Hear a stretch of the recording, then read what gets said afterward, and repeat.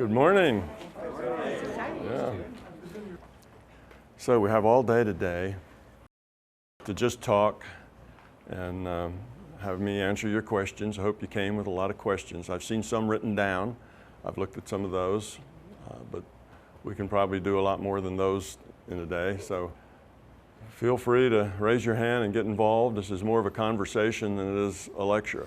I didn't plan to come and tell you a whole lot. I can tell you a little bit, I guess, just kind of an intro of what I've been up to and what I've been doing in the last couple of months. And other than that, we'll just open it up to questions and we'll just have a conversation. I've been working on a presentation that delivers 12 physics experiments, most of them quantum mechanics, double slit kind of experiments. And these will be experiments that will, if I can get some physicists somewhere in a laboratory who have the equipment, you know, and the experience with the equipment to do it, these experiments will verify an awful lot of what we've been talking about as far as how the virtual reality works. So basically it's a reformulating quantum mechanics theory in terms of virtual reality. So we'll look at the virtual reality and what virtual reality, you know, the way we say virtual reality works. And if it works that way, then here's why quantum mechanics works the way it does. And then there's a whole set of experiments to see whether quantum mechanics really works the way virtual reality would describe it. And if it does, that will be a really big deal, because now there is no explanation for why quantum mechanics works the way it does. And the virtual reality seems to come up with a consistent, logical way of predicting the correct answers. But there's some questions. Sometimes the larger conscious system has a choice. It doesn't have to do it this way. It can do it this way or that way. It could allow it, you know, different ways. And we have lots of questions about the role of consciousness in that theory and exactly where consciousness plays. Of course, virtual reality specifies all that. Virtual reality specifies why consciousness is important as the observer, because it's observers that create the reality. That's reality doesn't exist in and of itself. It exists in the minds of the players, you see. So if you don't have a player, well, then it's not part of the reality. That's why consciousness is important in the observation process in quantum mechanics. So anyway, I've set this set of experiments out, and I'm about 90% done, I guess, now. I'm getting real close to it. I believe I've gotten it all structured the way I want. All the experiments are done. I've made a lot of changes in the last week or two, mostly. Well, some of them are editing, but some of them are rearranging things and saying things in different ways. So I have to go back over that. I need to give that a couple of weeks to kind of rest so I can go back to it fresh and reread and do some more editing and wordsmithing, because I figure I only have one chance. I need to, you know, it needs to go out and it needs to be right, right? If it's not right, you can't say, oh, well, that one wasn't right, but trust me, this next one's right, you know, and that's not going to sell. So you just have one chance to get it right. And if you don't get it right, then you've lost your opportunity to get these guys' attention. So I'm hoping that we will get some physicists somewhere in a university that has this equipment, because it'd be a little expensive to do. You know, it's not like you can do this in your basement. It exists, you know. The equipment exists? Yes, the equipment exists, lots of places. I just limited myself to those experiments that really aren't that hard and aren't that expensive. But that hard and that expensive means you need to be in a university with, you know, a few $100,000 worth of equipment and you know, 2 or 3 weeks of time for 3 or 4 people. So, you know, it's still not something you're likely to do in your basement unless you have an awful lot of extra money, you know, and higher expertise to do it. So that's what we're doing. But most universities, I'd say, you know, a large percentage of the universities have that sort of equipment around. It's not like they'll have to go out and, you know, they need a grant, you know, to start with to buy everything. I'm thinking most of them will be able to scrounge up the stuff they need to put this together. It's not all that complicated. for a university.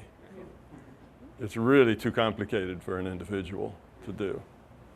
So that's my hope. So that should come out in the next, well, it's not sure when it's going to come out. I should get it done in the next couple of weeks. And then I'll start voicing it. One of my problems right now is it's too long. I've got like 39 slides and about 10 minutes apiece. You're talking like a 6-hour, well, nobody's going to listen to a 6-hour talk. So I've got to work on that. And then there's the actual doing it, getting it recorded on video and audio, getting that edited, and getting that out. So I don't actually know when it's going to hit YouTube. But hopefully my part will be mostly done in a couple of weeks. And then it's just the production of it, not the creation of it. So the creation is about done. So I'm kind of excited about that. That's going to be a real neat thing. Some of the experiments are meant to do two things. One is to verify that virtual reality does indeed have an accurate way of explaining quantum mechanics. That's kind of the biggest thing. And the other thing is, I have some of those experiments are trying to develop an understanding of what's going on, because scientists haven't spent a lot of trouble trying to understand the role of consciousness in quantum mechanics, you see, because they deny that consciousness has anything to do with quantum mechanics. So there's never been any experiments done that really probe the boundaries of exactly how consciousness plays. So we're not there yet. So the questions would be like, does the information that makes the which way data, does that have to be objective, an objective fact in this physical reality, or is inductive reasoning okay, where it's not really objective, but it's really, really probable? You see, there's two different ways of looking at things. For instance, inductive reasoning would say that, all right, all of my life I've noticed that the sun rises in the east. Inductive reasoning, I'd say, well then I predict the sun will rise in the east tomorrow. Okay, that's not deductive, that's inductive. It's based on experience. It's a statement of probability. That's all right, yeah, you can check your phone. Yeah, it's a good idea. I should have started with that. Check your cell phones. Thanks for that reminder. Yeah. Anyway, that's inductive reasoning. It's a probability. Okay, it's highly likely. My experience says that this is likely to happen. It's not a fact. There's a difference between deductive and inductive reasoning. Inductive reasoning is probability based. It seems reasonable. Now, when you do inductive reasoning, it can seem very reasonable, like the sun's always come up in the east. As long as history's been, it's probably going to come up in the east tomorrow. That's very, very probable, you see. But if you have something else like, well, it's come up in the east twice, so, maybe it'll come up in the east next time. That's maybe not so probable. We do this a lot. We see things happen. We make associations. Oh, I started brushing my teeth with coconut oil and I lost 3 pounds, And we make these associations. Oh, well, that's it. I just keep doing that and I'll lose all my weight. And, that's inductive reasoning. And if you only have 1 or 2 data points, that reasoning's pretty weak. You see, the probability isn't very strong that really is an association. It just probably was circumstance. It just happened that way. So the larger consciousness system can work it either way with the double slit experiment.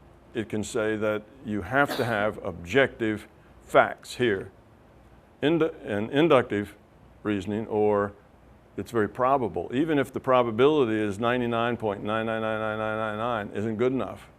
It's got to be objective. Now, my thought was it needs to be objective, because once you allow in the criteria being probabilistic, where do you draw the line? Who is a qualified observer? Well, if the chimpanzee observes it, is that different than the janitor at the university observing it? Is that different than a professor of physics observing it? Is that different than 10 professors of physics observing it. Now you have this whole line of probability from, well, if the chimpanzee probably is, isn't really too much aware of what's going on, and yeah, couldn't tell you anyway, and you go all through all of these. Well, nobody's really done the research to determine, where's the break line here? If it's inductive, is acceptable, and that means it's subjective, then suddenly you have this problem of where do you draw the line? How probable does it have to be before it counts? You see, whereas if it's objective, it's very cut and dry. It either is or it isn't. It's either a fact or it's not a fact. You don't have this problem of, well, how strong a fact does it have to be? And who is it that's watching it? And what do they know anyway? And who would believe them as opposed to somebody else? So my thought is it's probably objective because that's a clear thing. But it doesn't have to be. The system can do the probabilities. It's a probability-based system. If it wanted to set a criteria someplace, it could set an arbitrary criteria and say 0.999 doesn't work, but 0.9999 does, and that's my break point. It could, but it's an awful lot of work for it then. Now it's got to do all these calculations, otherwise it wouldn't have to do. So I'm putting my money on objective. So those are how I'm making my predictions. But I really don't know because nobody's ever done that kind of research. And the system could do it either way. So these experiments will be elucidating for me. I'll get a lot of data back from them that'll explain more precisely how the larger kind of system works as it implements this reality. And I'll also demonstrate how virtual reality can inform quantum mechanics. And we actually do have a logical understanding of why quantum mechanics works the way it does. Instead of being weird science, it'll just be science. So that's what I've been doing. And that's a big one if we can get this out and if we can get some takers who will perform the experiments. And I've been working this probably now for the last 3 or 4 months. I mentioned it last time I was in Atlanta. And then I said that I was almost done. Well, here it is. I'm still saying the same thing. I'm almost done. But it may be, pardon? Doesn't Edge have an open, or no, open there's a platform? bunch. It would be worthwhile to not just have a YouTube video, but of course to publish it as text, and I'm sure you already know that. Yeah. Well, the way I'm making these slides is that it won't depend on them listening to me talk. I'm putting these slides are just full of information because I'm assuming that what they're going to do is get a copy of the slides and work from that, and they won't listen to 6 hours worth of talk. No.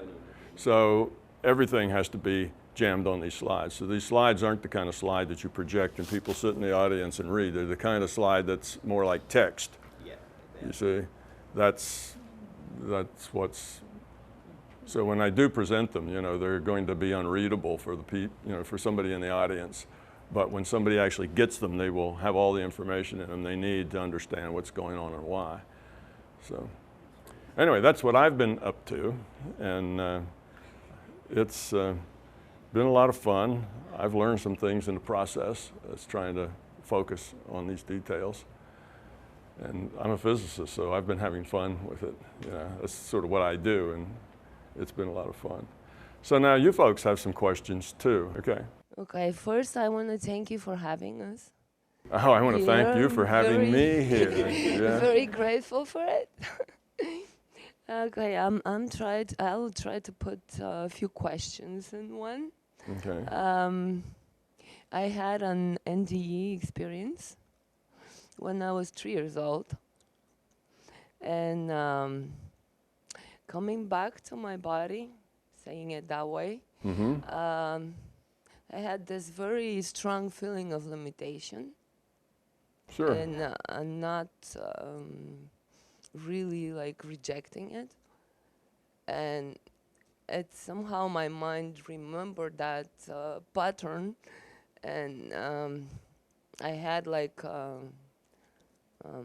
set off of life a little bit when I was young, very young. And I just wanted you to comment on that. Also, the thing is that I didn't have any beliefs at the time, because I grew up in a non-religious family, and I had no beliefs, and I didn't know anything. But I still was with the light of love, and experienced all that very, very strong. And I wanted to see what you're gonna say about that too. Okay. Could everybody hear her? Not so well? Okay, well, I can repeat a little bit. She had an out-of-body experience, and in this out-of-body experience, she felt this fantastic connection, this largeness, right? I mean, you didn't tell me all this, but I'm just, you know. So, yeah. So she felt all this, she was connected to everything. She was one with it all. It was love, it was grand, it was overwhelming. It was just so wonderful. And she had that experience. What that experience is you're getting a view, you're getting a look, an introduction to the larger consciousness system. You were out there and you had a question in your mind, which you may or may not remember, but the question is, what is this? You know, you're there, you kind of realize you're in some other reality frame, not necessarily intellectually, but you get that, and your question is in your mind, what is this? Where am I? What is this all about? And when you do, the answer is you have this experience of what the larger conscious system is all about. It's love. And you get this overwhelming sense of belonging, of connectedness, of being one with everything. And it is so wonderful, so totally perfect, that when you come back, it's like, oh no, you know? Now I'm back here in this place, because this place seems like just a shadow of reality. The other place seemed like reality, and this is just the shadow, you know, like in the Plato's cave, right? It was the shadow on the wall. It's so one-dimensional. It's so not connected. It's so not love. It's just, ugh.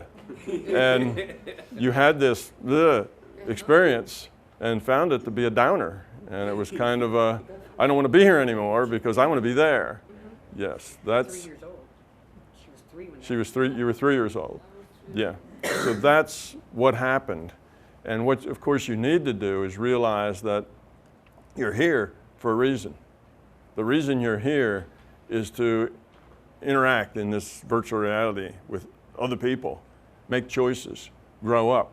This is a place where you can learn.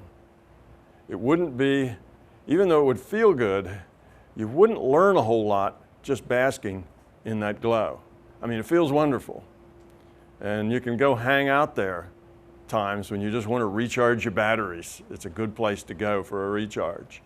But that can't be your life. Your life has to be challenge.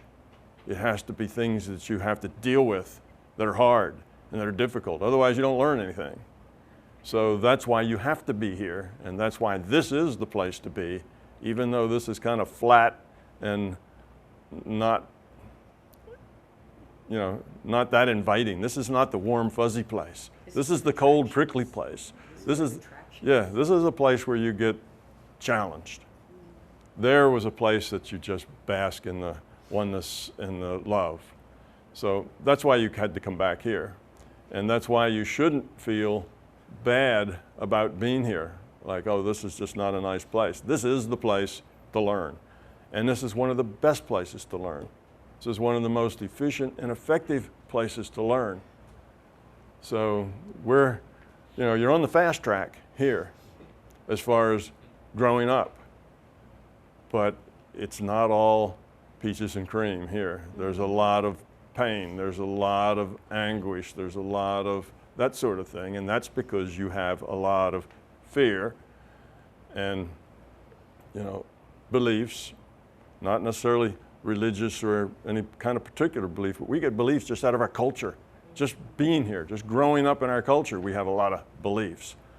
That's why it's so hard for people to get the idea that this is a virtual reality. What, this stuff isn't solid? Of course it's solid, you know. Well, how do you get your head around the fact that this is a virtual? It's very difficult because you have all these beliefs just from your culture, from your experience, that this is a physical place. So trying to see it differently is just very hard. So we have beliefs even that we don't know we have. We have lots of beliefs that most of us don't know that we have. And we have lots of fears that most of us don't know we have. And that's our job here, is to deal with those. So yes, this place is a shadow of what you experienced, but it's where you need to be. And this is the fast track where you do learn, and that's why you're here. So it's not like you were in heaven and now you're in hell. You know, it's that you got a little glimpse of what the larger consciousness system's all about, and that's good. And you can repeat that. It's not like that's that's even really a difficult thing to do. You get into your meditation state, go to point consciousness, and just have the desire, the will, to connect and experience the larger consciousness system. And you practice a little bit, and you'll find you can do that. And it's a great way to recharge. It's a great way to feel really, really good. And when you come back, that glow will stick with you for weeks. It's the experience that a lot of NDE people have. They see the great white light, and then they feel very small and humble, and then they get engulfed in the light, and it's pure love, and they're connected. And you know, the same experience, thousands and thousands of people have had that experience. And then it changes their life. They come back and they're not the same anymore because they've seen a bigger picture. So that's what you experienced. You just experienced it very young. And I suspect you experienced it very young because you were ready for that experience. You see, when you come here with all the quality that you've earned in all the other experience packets, or lifetimes, if you like. So you come here with a certain level of quality. And the experiences you get have to do with what you're ready for. Well, I suspect that from your other experiences that you had, other lifetimes, you were far enough along already that you were ready for that experience even at 3 years old, to open your mind to the larger reality, because you could process that. You knew what it was. You felt that bigger picture, you see? Yes, it's there is something like that, because it's interesting the way I perceive it. I just want to share that because it might be interesting for everyone too. At first, I felt like there were two of me. One that had no idea what's going on, and the other one that felt totally at home. And I just was able to let go the one that didn't know, and give it to go to the other one. So that's what brought me to experience fully. Yes, and those two parts of you, one of them is what I call your intellectual level, and the other one is what I call your being level. At the being level, you were just there and a part of it. At the intellectual level, it's, what is this? Yeah, so that's the way we are. Now, once you get rid of all the fear and the ego and the beliefs, your being level and your intellectual level become the same thing. That's all just one. You don't have those two split. And then everything you do is basically out of your being level, but you think. Your cognitive function is also out of your being level. And also, at that point, you don't have any subconscious. You're conscious of everything. You're conscious of all of you, from your urges and drives and instincts all the way up to, abstract thinking and the rest of it. You're aware of all of it all the time. You don't have any of those hidden things that suddenly, make you upset or angry. You don't have any buttons to push. All the buttons are gone. So that's another thing when those two levels come together. But for most of us, they're not like that. We have an intellectual level, and then we have a being level, and there's fear that separates those two. And we tend to be kind of schizophrenic that way. Well, there's this part of me that's, at the being level, and it relates one way. It's intuitive. It's basically like instinct. It's just you in the inside core. And then there's this intellect that has to make sense of everything, put everything into a model, and everything has to be logical and linear and so on. And that's the one that asks what's going on and why is it going on, and that's the one that you have trouble telling to sit down and be quiet while you're meditating. You need to tell that intellect to shh, you know. Can I add something to your, or converse with you, can I see your mic? I find it interesting that you, at your experience at 3 years old, you mentioned you weren't raised in a religious family, and you didn't have any beliefs yet, and at 3 we're pretty clean. I find it interesting that is what you experienced Sure. is the larger consciousness system, and you didn't go through all the belief system stuff before you got to that. Well, the experience of the larger conscious system doesn't require any beliefs at all. All it requires is the connection. And if you come here ready for that already because of your past lifetimes and experiences, then you're ready for it. And you know, whenever you're ready, it comes. Which is maybe another point that people will think about. A lot of people say, okay, I'm ready, all right. Where is it? Yeah. I'm ready already. Why isn't it coming? You know, here I am, I'm ready. You know, I want to go out of body, I want to do all these things, I want to fly around in the, you know, in the non-physical. Now this is what I want, I'm ready for it. Well, where is it? Well, there's an old, I think, Hindu saying that says, when the student's ready, the teacher will come. And that's right. When you really are ready at that being level, then the things will happen. And it doesn't matter what your experience is. It doesn't matter that you're 3 years old. It doesn't matter that you've never been introduced to any of these concepts. None of that stuff matters. When you're ready, it'll come. And you're growing up. It's outside of all that stuff. So the fact that it happened at 3 means you were ready at 3 for that experience. The fact that it happens to some people when they have NDEs, it's because they could profit from it. They're ready. They can process it and get something out of it. If they're not ready to profit from it, then what's the point of it happening? You see, so it doesn't happen then. So, Really? So when you're ready, it will happen. Now, it doesn't mean that you can just forget about it, not work on it, and say, well, I don't have to do anything because it's going to happen when I'm ready. Well, you have to get ready. That requires your work on getting rid of your fears, getting rid of the ego, you know, finding the beliefs. All that stuff is the work you have to do to get ready. But as you do get yourself ready and you are able to process this and get a lot out of it, it will come. So it's like in the beginning when you're not ready, it seems impossible. You try and you try and you try, and of course, and then nothing happens and you get discouraged. And often, as soon as you get discouraged and let go and stop trying, things start to happen. Because it's the actual trying is in the way. That's all out of the intellect. So when you let that intellect go and it's just out of the being level, then stuff really starts to happen.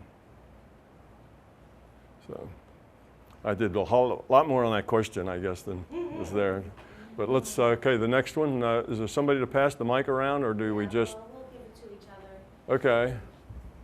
I thought mine was a good segue from that because she mentioned a feeling of expansiveness or largesse, or maybe not infinite, but my question for you is when you speak of being point consciousness floating in the void, that makes me think of something very small, but other teachings I've read make me, that which I'm connected to, say my higher self or soul, feel very expansive. So I was hoping you could elaborate on or correct me where I'm mistaken in thinking point consciousness diminishes what we truly are. Well, it doesn't diminish. What point consciousness is, it's when you turn off all of your sense data. That's basically all it is. When you turn off all your sense data, you're no longer here. You see nothing, hear nothing, smell nothing, feel nothing, you're just not here. And that leaves you as a point of awareness, a point of consciousness floating in a black void. It's just you there, okay? And that's all point consciousness is. It's just your point of consciousness. Nothing else is going on. You're existing. You know you exist. I'm aware. You know, it's I think, therefore I am. It's that sort of thing. That's the point consciousness. That's the doorway. That's not the end state. That's the state that we start from. And that's different than being connected and experiencing, say, the larger conscious system. That's a different experience. Then you're actually plugged in to what is this thing? What is this conscious system? What is love? Or what is my larger self? Or however you want to express that. And then you get this a totally different expansive experience of what you are and the piece of what you are. So the first one is just step number one, learn how to let go of your sense data. And from there, while you're in that state, you can heal, you can remote view, you can you are out of body when you no longer have any sense data. You're just intent. And you can do all sorts of things. That's the doorway from which we start to use our intent then to get the information out of databases. So that's why point consciousness is a good thing to learn to do, because that's your basic starting point. That's what we learn in meditation. That's basically where your meditation takes you. Your meditation, you let go of the thoughts. You let go of all the sensations, you know, processing. It doesn't mean they're not there. If the doorbell rings, you'll hear it.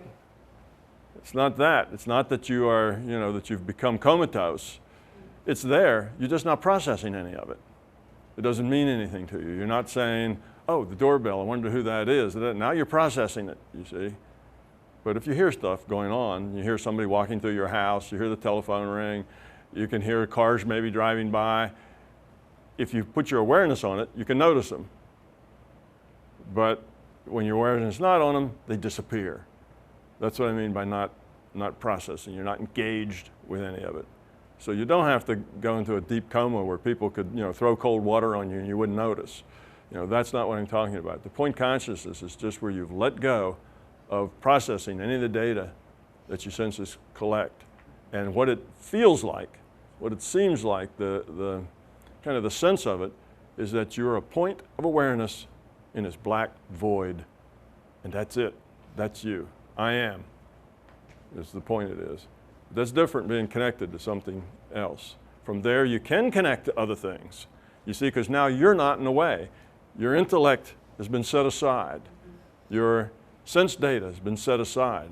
You're at the being level at point consciousness. You're just being, which leaves you then able to connect, get data, heal, because you've taken all the noise and gotten rid of it. So that's why it's a kind of a start point, and that's what the difference is between those two. Okay. Yeah, point consciousness isn't the end point, that's the beginning point. I figured I would continue just while we were talking about the same topic. My metaphor for what you're saying is a Venturi effect. It starts, and it almost seems like it's a physical thing for me, the Venturi effect. It's like I'm reducing to a point, as you say, point consciousness, but then you hit that Venturi and it's like an explosion into something bigger. But that explosion to something bigger can be switched off and on, not by myself, something else switches it off and on. And that experience that I'm describing happened to me a couple of times in the last probably 6 or 7 years. But so I've tried to repeat that, as you're saying, through probably thinking too much about it because it felt so good. Right. Struggle to get back there and have not, and almost kind of give it up on getting to that. But to me, there was a very physical, it was like I was squishing myself down to a point and then emerging on the other side of something. Yeah, that's just your own metaphor, right? It's a similar experience.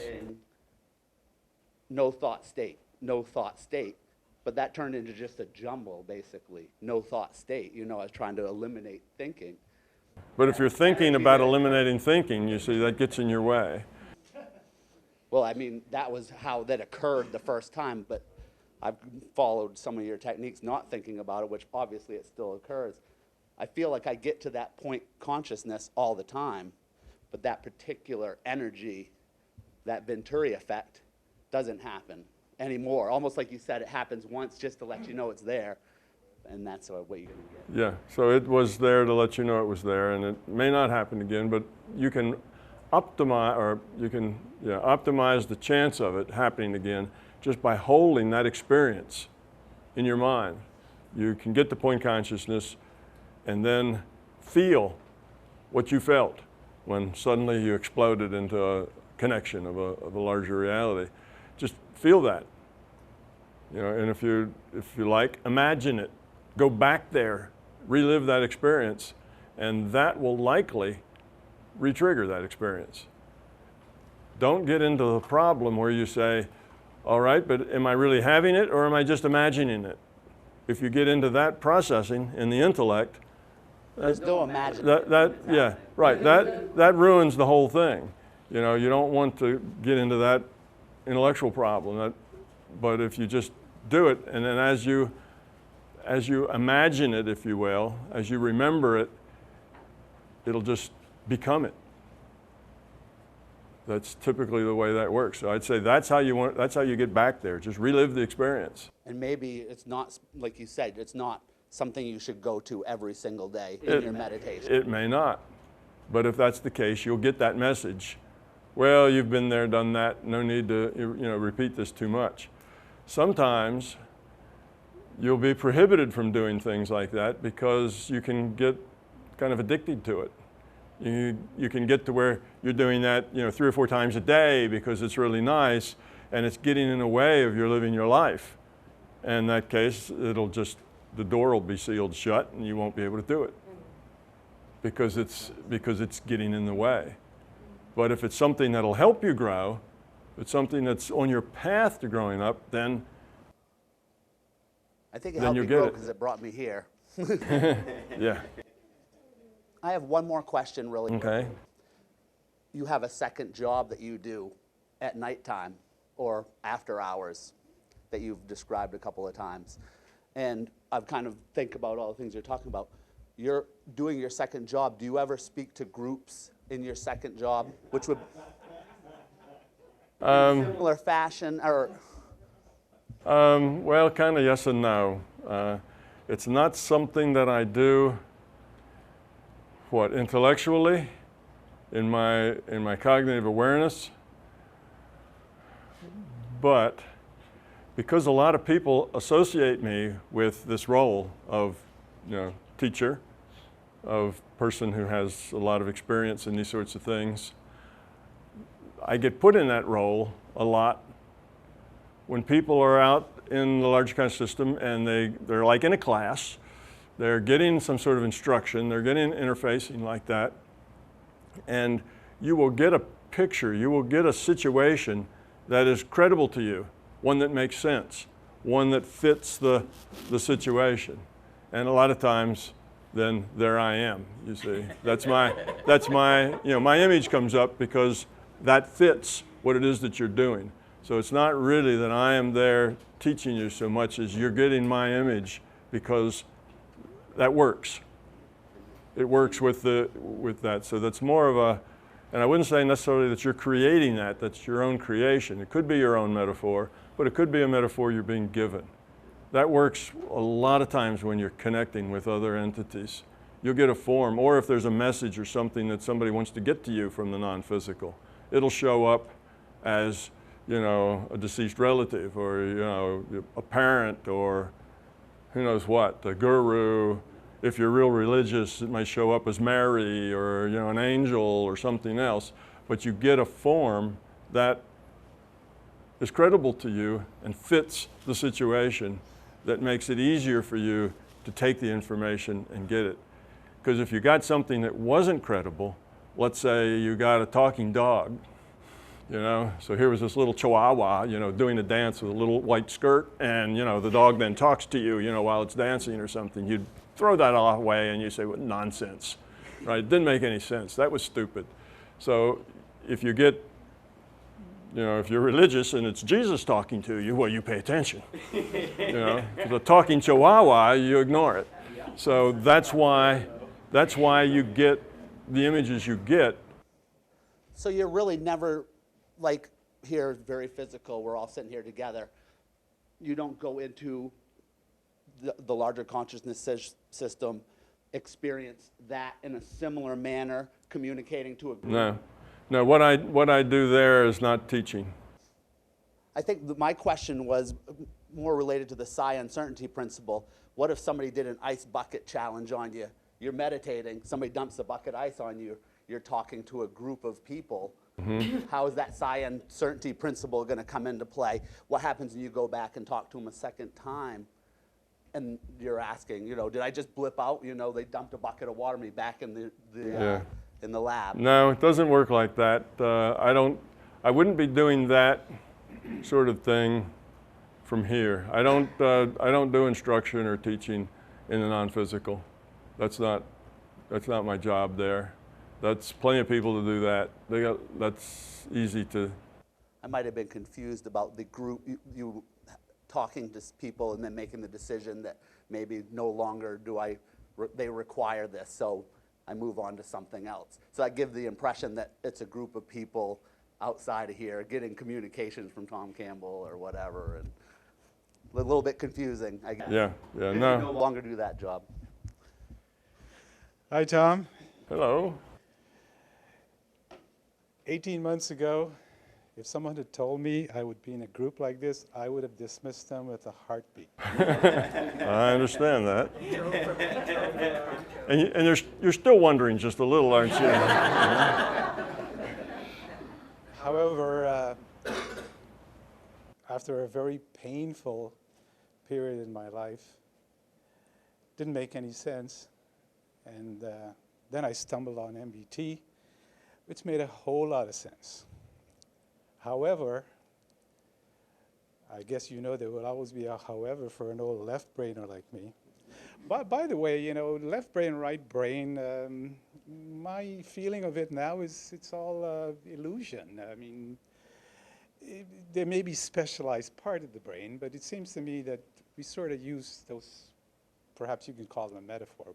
Yeah, it's a metaphor. Yep. Well, I'm really having trouble with the VR concept. You should know, though, that, you know, in the last 18 months, I've put more screen time with you than I've done in all my life. And I'm still having trouble. I mean, I'm not even going to ask you how consciousness connects to our body. I'm going to wrestle with that one on my own. I mean, I know you said it immerses itself, but where is it? I mean, you know, a program is on a hard drive. Is it in our brain? Is it in the microtubules? Is it in my nervous system, in every cell of the body? I'm not even going to ask you that. Here's what I'm going to ask you. I know you said that intent is the key. Perhaps not what you do, but intent is the key. So you also said that we have biological programs that are running, you know, survival and procreation and all that. Right. As I understand it, evolutionary biology says if you need to survive, then self-interest is a very integral part of that. So here's my question. Can I have a nice, clear, crisp intent with two parts? First, I'd like to make everybody fat, rich, and happy, all about the other. But first, I need to take care of myself, my wants, and my needs. Can I do that? Sure. Well, let's try to separate those two because it is a little confusing. There's lots of people who get confused. If it's always about other, then how do I take care of myself, right? Am I just to, you know, sell everything, you know, live under the bridge, you know, push a basket, you know, a grocery cart around with my belongings in it and that sort of thing. You know, I need to take care of me and my family. I have responsibilities, and they require focus on, you know, myself. And I have to grow. How am I going to find my fears if I'm not working on me, right? So that's true. When we talk about that love is about other, it is. Love is about other. And love is something you give away. Okay. As far as yourself goes, you have to first, before you're going to give, before you have much to give to others, you have to develop yourself. Otherwise, there's not a whole lot in that giving. You see, you don't have a lot. You're full of fear, you're full of ego, you're full of beliefs. You're limited in your ability to love. Your capacity to love is small because it's all about you. It's hard for things to be about other. So first you have to work on yourself. You have to get aware of your fears, get aware of your beliefs, get rid of them. And as you do that, you're more and more caring about others, and it's less and less about you. But you still have to pay the mortgage, you know, put gas in the car, take care of your children, take care of your spouse. All these things are responsibilities you have to do here. And it's important that you do those. But you can do those things from two different perspectives. You can take care of them because it's really about them. It's not about you. You take care of those people. You pay your mortgage because you made an agreement to do that. Okay? You've given your word, you've signed a document, that's an agreement. That's a responsibility of yours, you know, so you need to do that. And you can also care about others, even the banker, you know, because he's depending on the deals that he's made, you know, actually working. If our commerce is going to work, then we have to be trustworthy. So that's important for you to be trustworthy. So that's, you know, that developing self so that you have something to give to others is the way you're. So yes, you can do both of those things. You need to be aware of yourself, I guess. That's different than loving yourself. And we hear this thing, it's kind of a new age thing, you know, you can't love anybody else till you love yourself, you know. You need to love yourself. Well, that's not really a good way to express it. I understand the metaphor, but what they're really trying to say is you need to not dislike yourself. You need to not think negative about yourself, okay? That's really what's going on there. It's not loving yourself. It's not, oh, I'm just so nice. You know, that's not what it's about. It's about not having all this negative stuff, not having the low self-esteem, not feeling inadequate, unworthy, you know, not smart enough, not good looking enough, not rich enough. You got all this negative stuff. And that negative stuff, of course, is just fear. So when they say that you need to love yourself, that's not really what they mean. They don't want you to become narcissistic. That's what loving yourself is. You become narcissistic if you love yourself. What they mean is you need to let go of all that negative stuff you feel about yourself, because that's just fear. You got to let go of that fear, because that'll block you from doing anything, because you don't feel worthy to do anything, and therefore you're not able to do anything. So it's not that self-love is important. That's not. That's narcissism. Self-acceptance is important. I am who I am, and that's okay. I'll work with that, you see. Not I am inadequate, oh no. You know, that's a fear. So yeah, work on yourself. You have to do that first, and then you'll develop, once you get rid of that fear, the caring for others just happens. It's not like you have to learn how to do that. That's just what's left over. That's the neat thing. You don't have to learn to love. You have to work to get rid of the fear and the ego and the belief, because that's what blocks the love. And once you get rid of that stuff, the love's just there. You don't have to learn to love. It's just there. That's what's left over after you get rid of the fear. Right, and I suppose it's you know, it's difficult to put into words, and I suppose we do need words to communicate. But I know what you're saying is that both has to be done. But you know, to what degree do you do one as opposed to the other, and is it wrong, or can I have that intent? Can I have the intent with two parts? Or Sure. No, it's not wrong. You know, things aren't so much right or wrong as they are productive or not productive. That would be a better way of looking at it. Looking at it as right and wrong is probably trying to make it too black and white. Better to make it productive and non-productive. If it's productive for you, if it's on your path to growing up, then you can spend virtually 100% of your time on yourself. That's often the guy goes out and sits in a cave somewhere, to meditate, and he spends, a decade by himself in a cave, and all he does is meditate. Well, it's all about him. For that decade, it's just about him. But that doesn't mean that he isn't growing. He's working on himself, and that's okay. So you need to do that, but you also have to be aware that there's other people on the planet as well, and that your interaction with them is important. And that's where a lot of your learning is going to be. The problem is you do too much in yourself, your intellect begins to believe that you're a lot more developed than you are. That's the danger there. You go sit in the cave, and after a year or two, you're almost an enlightened person, ready to, glow. And that's because you haven't actually had to deal with people, that are going to, step on your toes, and elbow you and take advantage of you and that sort of thing. You haven't had to deal with all of that, so it's easy in that cave when it's all about you. When it gets to be other people, it's a more challenging thing.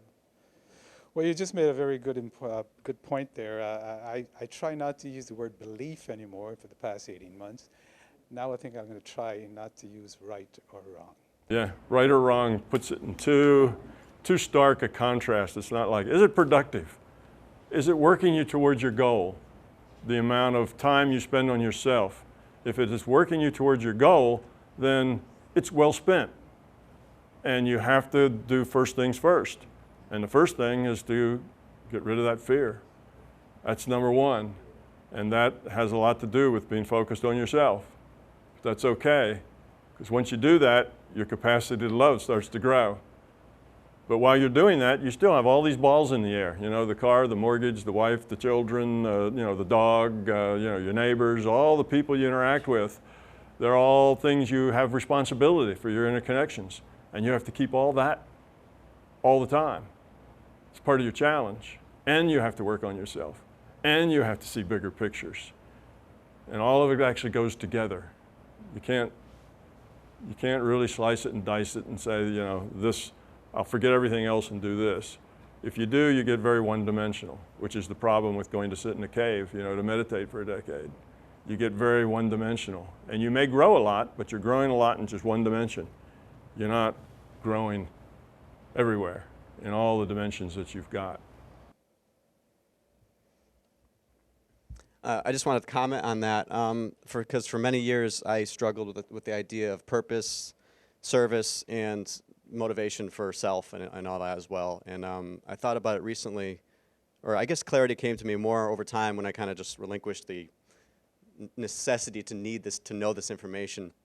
And what dawned on me even today as you're saying that is we probably wouldn't even be in this room if it weren't for the selfless motivations of Steve Jobs and Bill Gates, who at least in the beginning of their career were pretty much driven by their motivation to, software, develop their software and all that stuff that served the world in a huge capacity as far as helping the poor around the world and communication and information. YouTube that has brought us together today in this room as an example, So if you wanted to comment on that, I don't know. But yeah, well, that's true.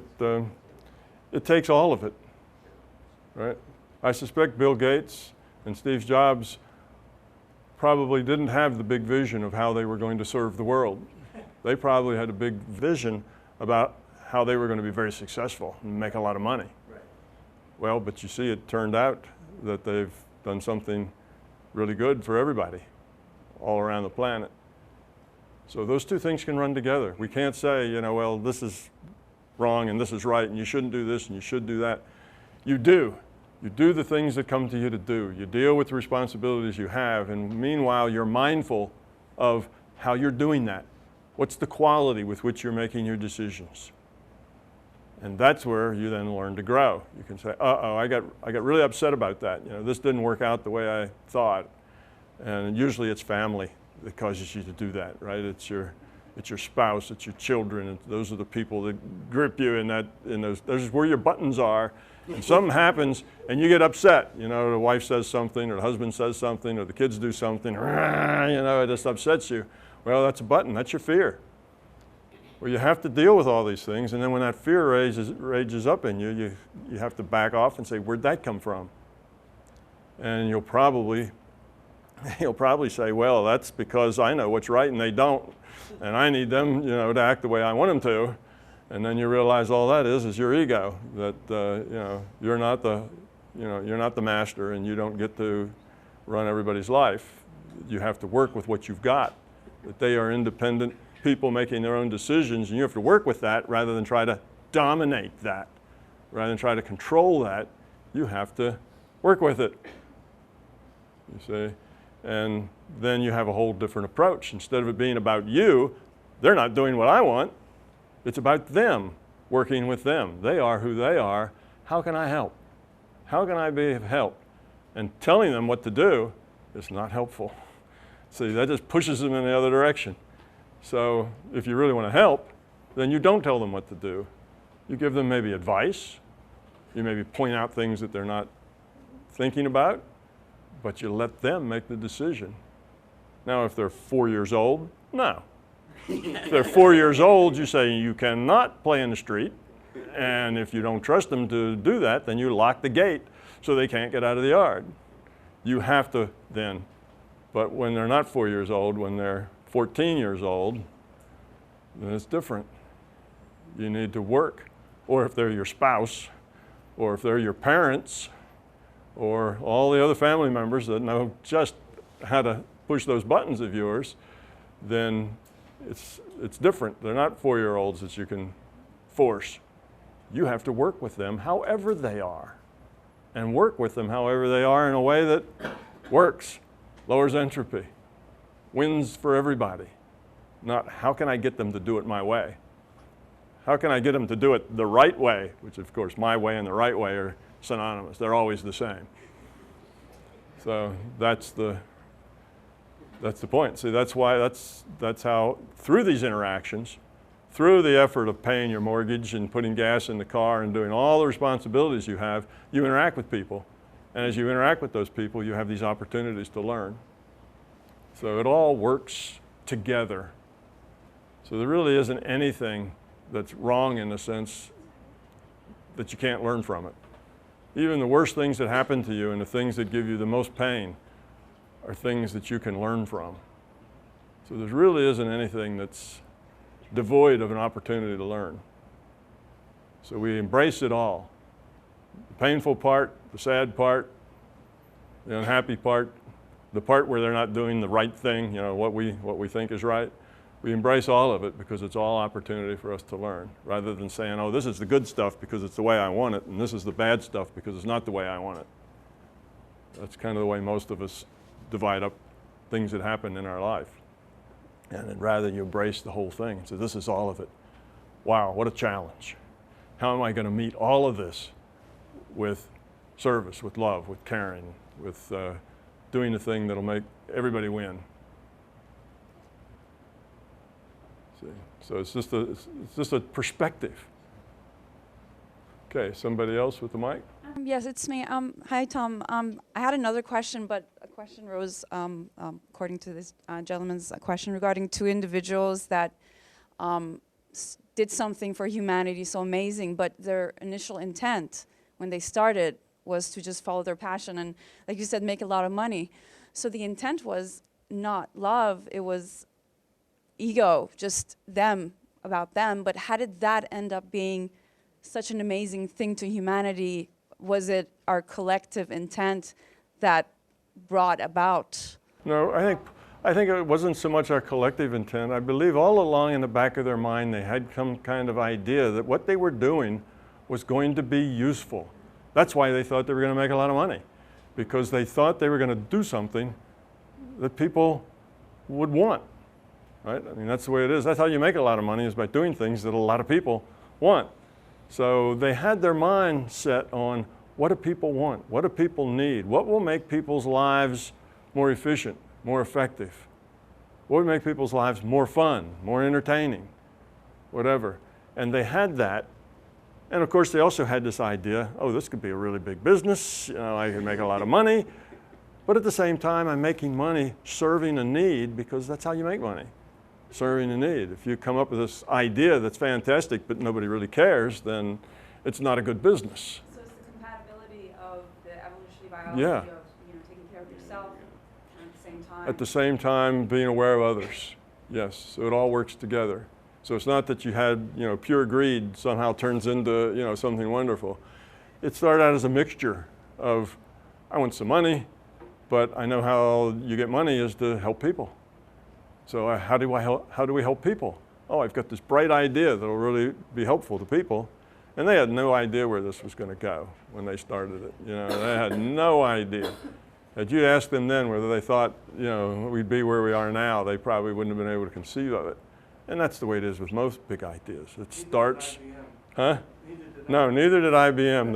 The president of IBM, or chairman of the board, one or the other, made the statement of, personal computing, it's a fad. It won't go anywhere. Nobody can use it. What can people do with a computer? You know, how many numbers does the average person need to crunch in a day? You know, and their thought, of course, was just focused on the way they understood, you know, computers to be used. They didn't have any idea the applications that would be useful to people. Sure, yeah, that was when the PCs were first getting going. You know, IBM declared that it was just a fad. It would go away because there was no real use for it in the general population. And then something like email happened, and then word processing, and you know, a few of those, what they called killer applications that made everybody's life more efficient and more effective. And then that was just the beginning. You know, so technology could be an act of love, because we tend to demonize technology so much these days about technical singularity, merging of consciousness with technology. Technology just is. It just is. It just grows, and it's what we make of it and what we do with it that can be in the service of love, or it can be in the service of greed, right? It's kind of hard to think of bombs, right, in the service of love, but I guess even that is possible. Thank you. Hey, Tom. It's nice to see you in the flesh. Or is this a YouTube video? Yeah. Can you tell? Maybe. I had a question but first a quick comment about the idea of selfish versus selfless motivations.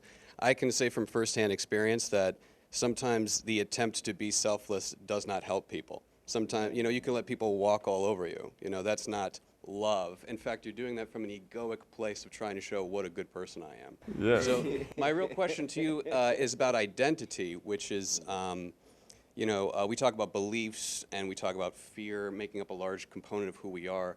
And whenever I have the religious or out-of-body type experiences, there seems to be a smashing of my identity and a replacing of it with just love. And the idea is that the larger consciousness system is love. So my question to you is, one of my favorite things Eliot has ever said was, "You're not even your name."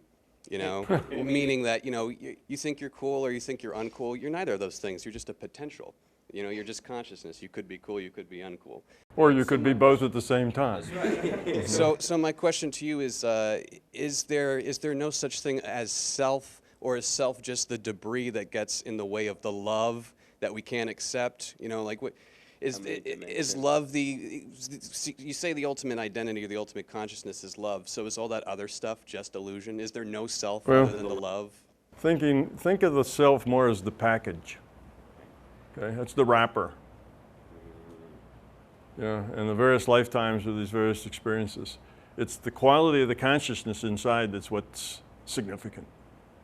The package isn't so significant, other than the package allows what's inside to express itself in ways that are useful, that helps it learn and helps it evolve. So the packaging helps the delivery process, if you will, of the growth.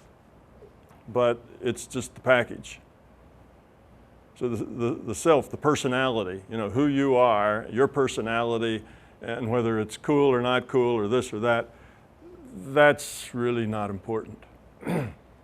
That's not fundamental.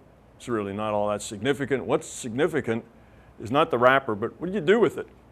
Okay, what do you do with the self that you've got? How do you interact? You know, what are your choices? That's significant. So your particular personality, and people get very attached to their personalities. And I got any number of people who really get bummed out on the idea that once this lifetime's over, that personality's gone. You know, that personality just doesn't exist anymore. And they say, yeah, but you know, I'll die. And you say, well, your consciousness just goes on. Yeah, I know consciousness goes on, but I will die. You know, I won't go on. My personality won't go on. And that's a real big problem for them, because they, you know, that's, as far as they're concerned, that is death. That's the end of their personality. So we'll what we're see. trying to all achieve here is our own ego Yeah. simultaneously terrified. Exactly. See, which you're terrified of your ego death, but that's the whole point of being here, Yeah. is to kill that ego, right? Ego death is like what you're after, you know, this is okay. So, yeah, so think of yourself as the wrapper. Consciousness is the substance. The choices you make are very important. Every choice, every interaction, everything you do, that particularly in your relationships with other people, your intents, your beliefs, your fears, all that stuff's important because that's the substance of you. That it comes wrapped in this package of your avatar with your habits and, you know, where you live and your choice in clothes and, you know, all the rest of the stuff that makes you cool or not cool. That is really not relevant. It's just the packaging. It's just a place for consciousness to work out. The place for a consciousness to work out. And it's going to work out from your set of constraints, whoever you are, you know, however tall or short or smart or anything else that you are, it's going to work out of that set of constraints. See, I was trying to figure out, is my real self the all-encompassing love, or is it the nitty-gritty fears and details? And what you're saying is that it's the interaction of the both. Yes. You need the constraints for there to be feedback. Right. The constraints of you is the context through which you interact. If you didn't have a set of constraints, then there'd be no context for the interaction.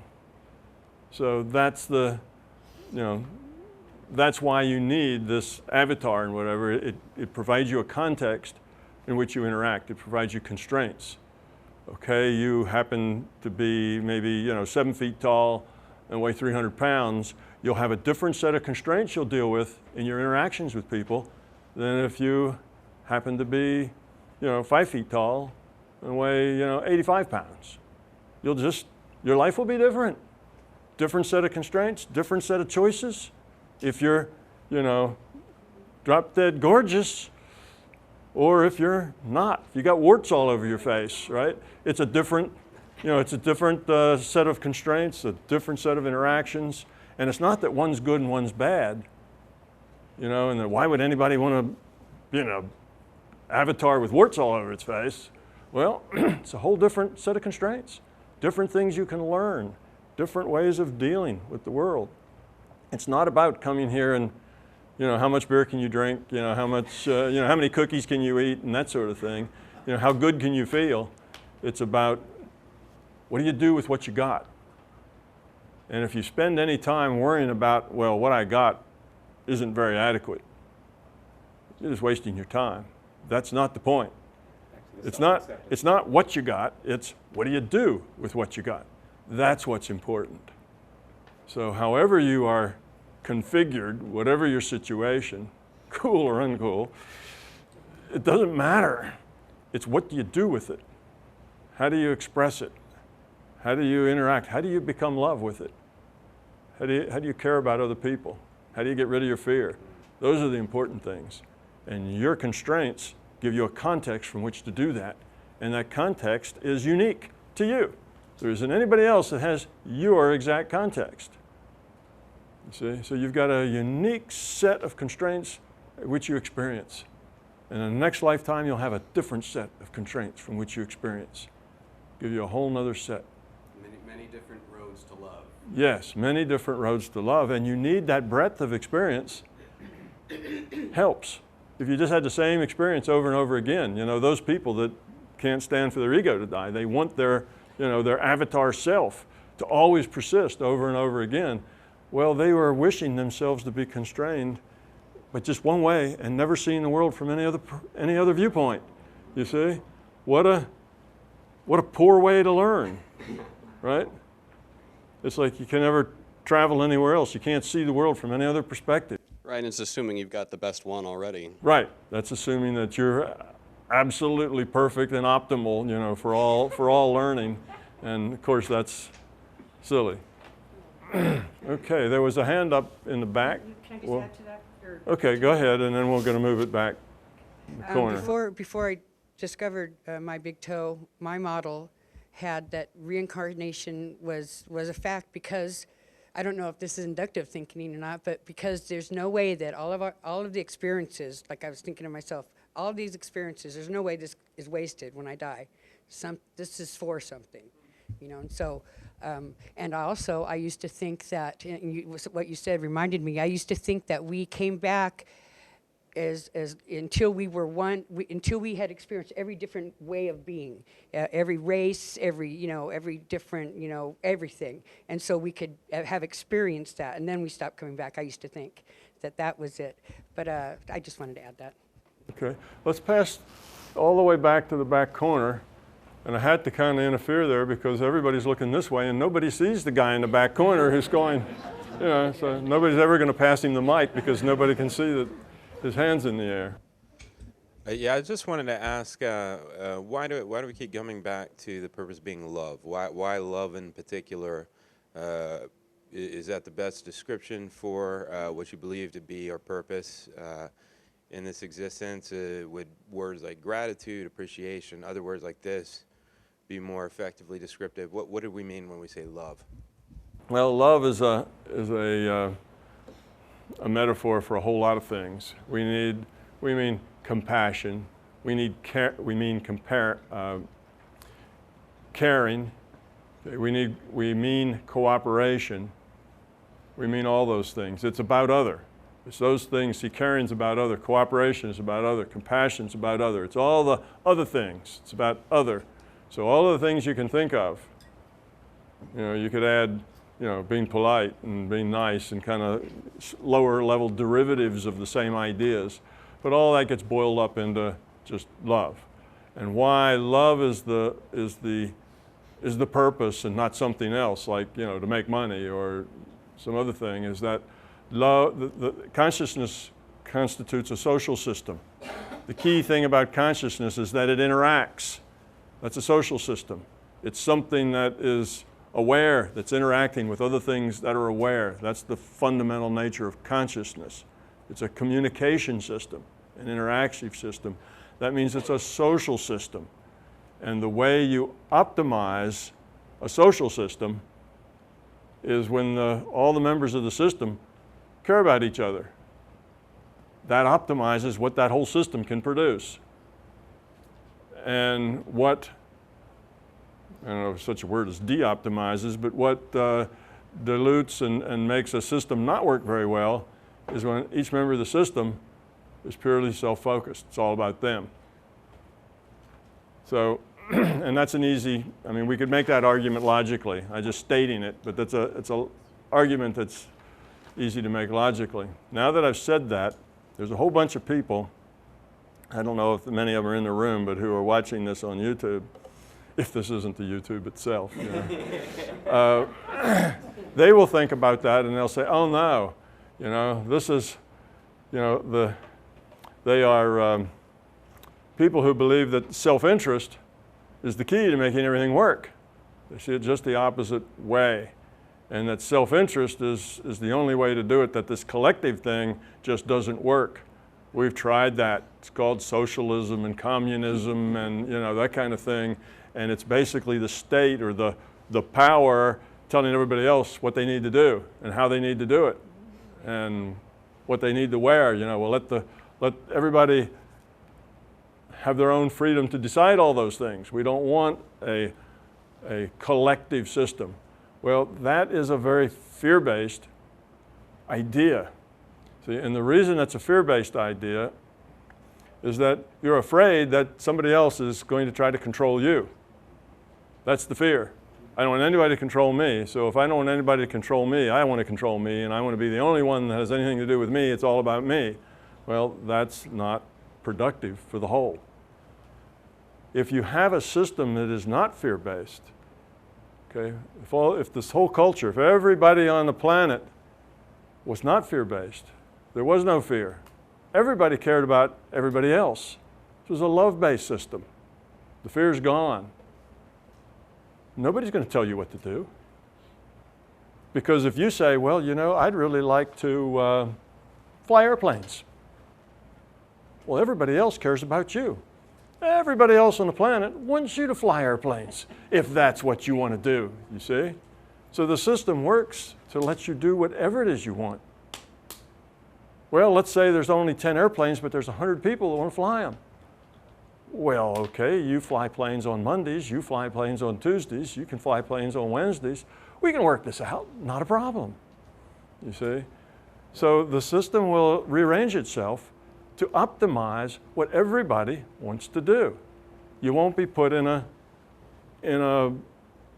category, okay? You can be a brain surgeon on Mondays, Wednesdays, and Fridays, and you can ride around on the back of a garbage truck on Tuesdays, Thursdays, and Saturdays, picking up heavy things and dumping them in the truck. Why? Because you enjoy the exercise. You enjoy the physical thing. You enjoy being outdoors. You know, it makes you healthy. It makes you happy. You're stronger. You're more fit. You do better brain surgery because you also get out and do exercise. Otherwise, you're a brain surgeon. You're 50 pounds overweight. You know, you don't think real clearly. You eat a Snickers bar before you operate to give you a little extra energy. Your mind's cloudy because you're this professional, and a professional brain surgeon is never going to ride around the back of a garbage truck. You know, what a low status that is. Well, when it's no longer a matter of status, what do you want to do? Well, I enjoy exercise. I enjoy being outside. I enjoy running and lifting things and stuff. That's part of, you know, who I am. But also, I want to be a brain surgeon. You don't have to choose either or. You can do anything you want, whatever you want. That's fine. You see? So in a society where it is love-based, where we all care about each other, it's not about ourselves so much as other, we find we individually have more freedom, more choices, a larger decision space than you can ever imagine. Now we have all these little pigeonholes. You get in a career field, you're in a pigeonhole.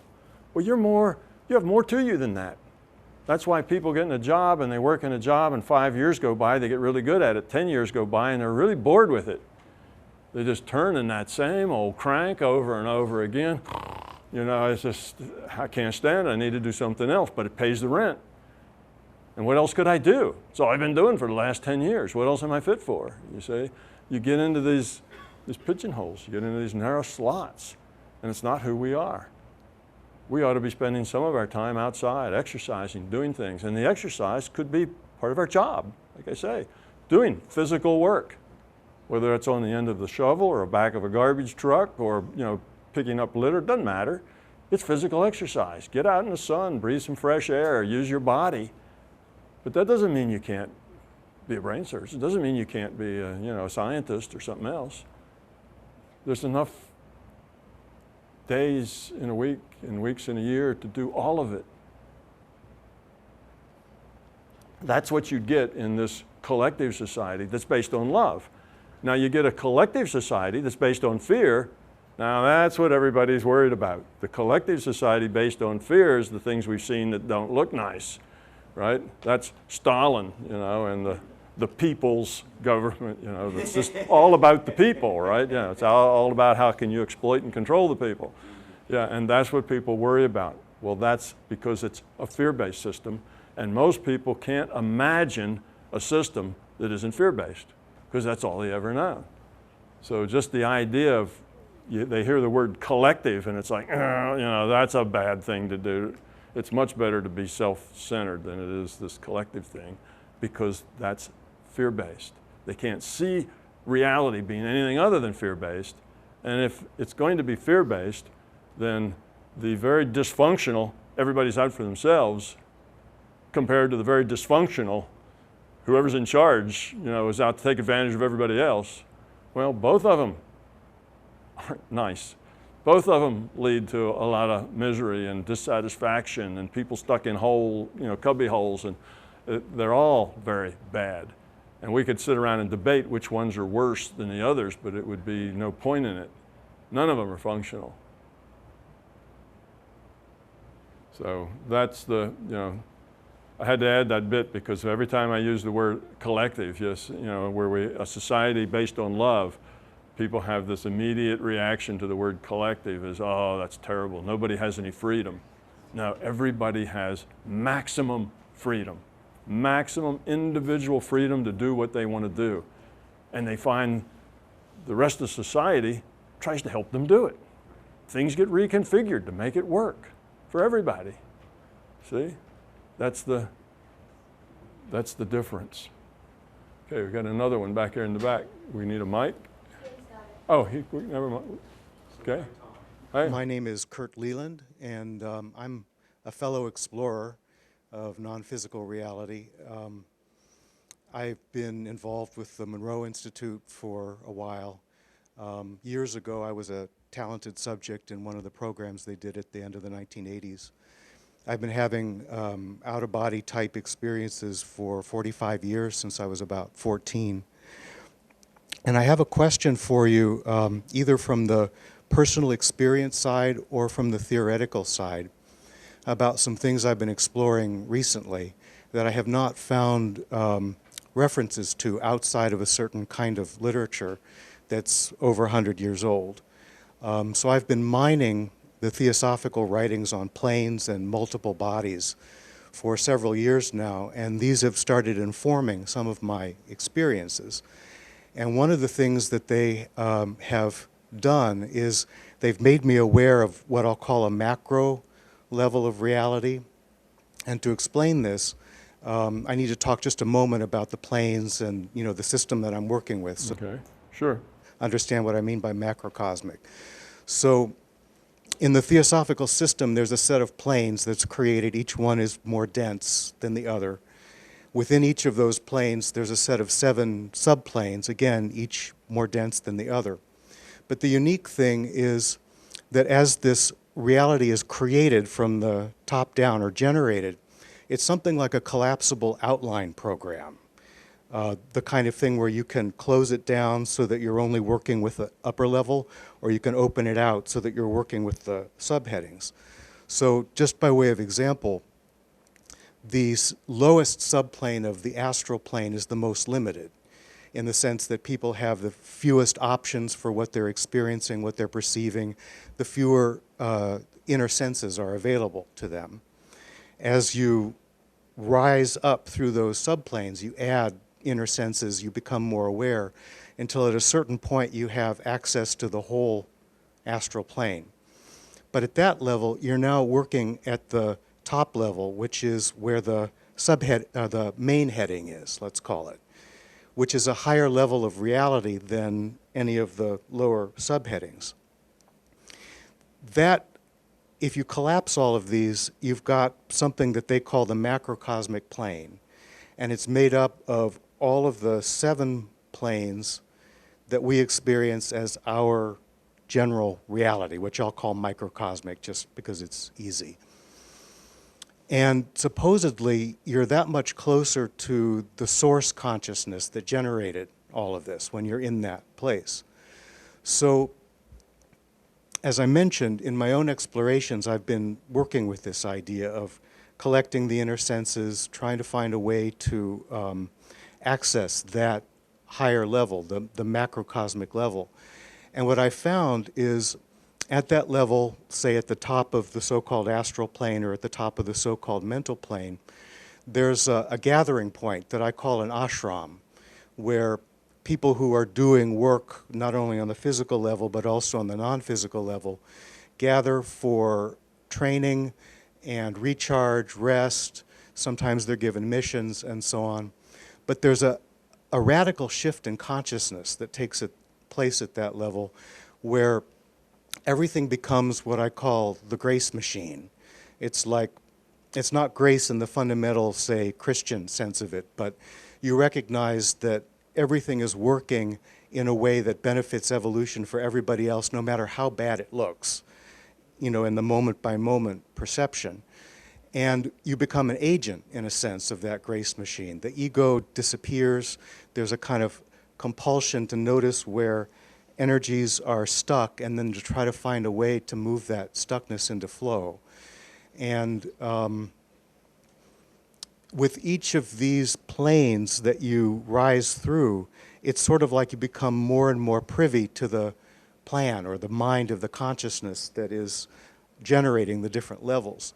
Now, the thing that I've never seen in any other writings, and I have to ask your forgiveness because I'm not very familiar with your own writings, is this idea of a macrocosmic level of reality, and that there's like a stage where you're working to achieve one level of awareness of the macrocosmic reality, and then it starts all over again at the next higher level, and so on. So okay, that sort of a scheme, yeah, was popular, what, 1800s? early 1900s. Early yeah. 1900s, late 1800s. It's not fundamental. Those planes and schemes and the 7 levels with 7 levels between each, they're not fundamental constructs. Those are all metaphors. Those are all ways of looking at the information to try to make more sense of it. Now there's another set of 7 that's also the same way, not fundamental. They're metaphors for ways of looking at the data. And that would be chakras. We have 7 chakras. Chakras are not fundamental. There's nothing fundamental about them. They're just metaphors. We are not good, we humans are not good at real, deep, abstract thinking. When we see the whole big picture, it's kind of confusing and we don't really get it. And to take that big picture and we start slicing it into little pictures. Well, here's this piece that does that, and here's this piece that does that. And we start to feel like we understand it better when we cut it up into smaller pieces and how these pieces relate with each other. You know, that there's a hierarchy, that here's bottom, here's the top, and there's various things in between and so on. We do that to make it more understandable for us and to provide a model through which we can communicate to other people. Because if you just have this real big picture and this understanding, how do you talk about that to somebody? How do you explain what it is you've got here? You can't. You say it's well, you know, I feel it, but I can't explain it to you. So we slice it and dice it into little chunks and pieces and structures that help us make sense out of it so that people can grasp it one chunk at a time, so they can work on it. Well, you're having this problem and this sort of thing. Well, work on your 3rd chakra, because that does, see, we've now taken this whole big thing, we've centered it down to something that somebody can focus on with some kind of concept about what that focus is going to do. It's just an aid to help people think and communicate. So there's lots of these various things. And you can go on the internet, I see them lots of times where there'll be some Swami or somebody else and he's got, you know, 382 levels and this and that. Very elaborate structures and plans. And it's not that any of them are wrong. They're just metaphors. They're ways of looking at the data.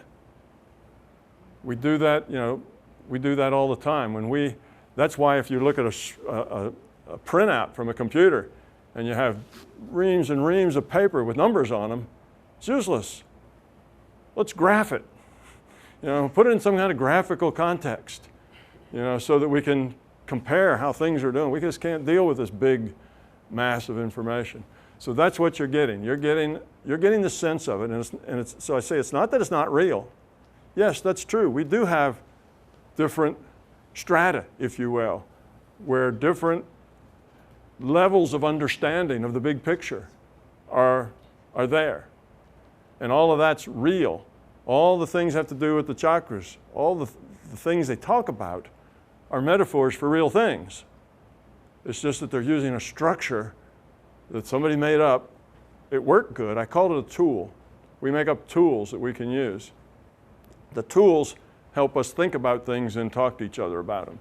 And what you're describing is a tool that's basically made up to help us understand and describe and neatly stack all of these various experiences that we have. Because we have experiences at these various levels. And we can see that, yes, that's true. You know, we do have these various aspects, like chakras or like the various levels you talk about. And those various things are there. So when I say that they're metaphors, it doesn't mean we're not getting real information. We are. But the structure is just something we make up to fit the experience. And it's not fundamental. And things aren't really laid out, you know, with 7 and then 7 and 7, and all of that is arbitrary. Instead of 7, they could have sliced it a different way and there could have been 8, but somehow 7 is really a neat number. So we have a lot of things in 7. 9s are neat numbers too, 7s and 9s. So you could have sliced it differently and could have made it 9 levels with 3 sublevels each and rearranged all the things on them, and it would still work. You see what I mean? It's not like you'd look at that and say, oh, well, that just doesn't fit. No, I count and there's definitely 7. If you broke it up, if you sliced it differently, it would work too. So all of these things work, and they're all models for us to use to help us understand what it is we're experiencing. And my thought about models and tools are, if they work for you, use them. You know, if it helps you get a grip on your experience and what you're understanding and it fits, use them. And you can also make up your own tools and models, okay? And that's fine too. My big toe is a model, okay? It's just a model of reality. Like I say in my book over and over again, don't confuse the model of reality with reality. Reality is the real thing.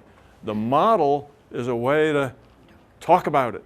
It's a way to understand it. It's a way of finding concepts that we can communicate and share with. It's just a model of reality.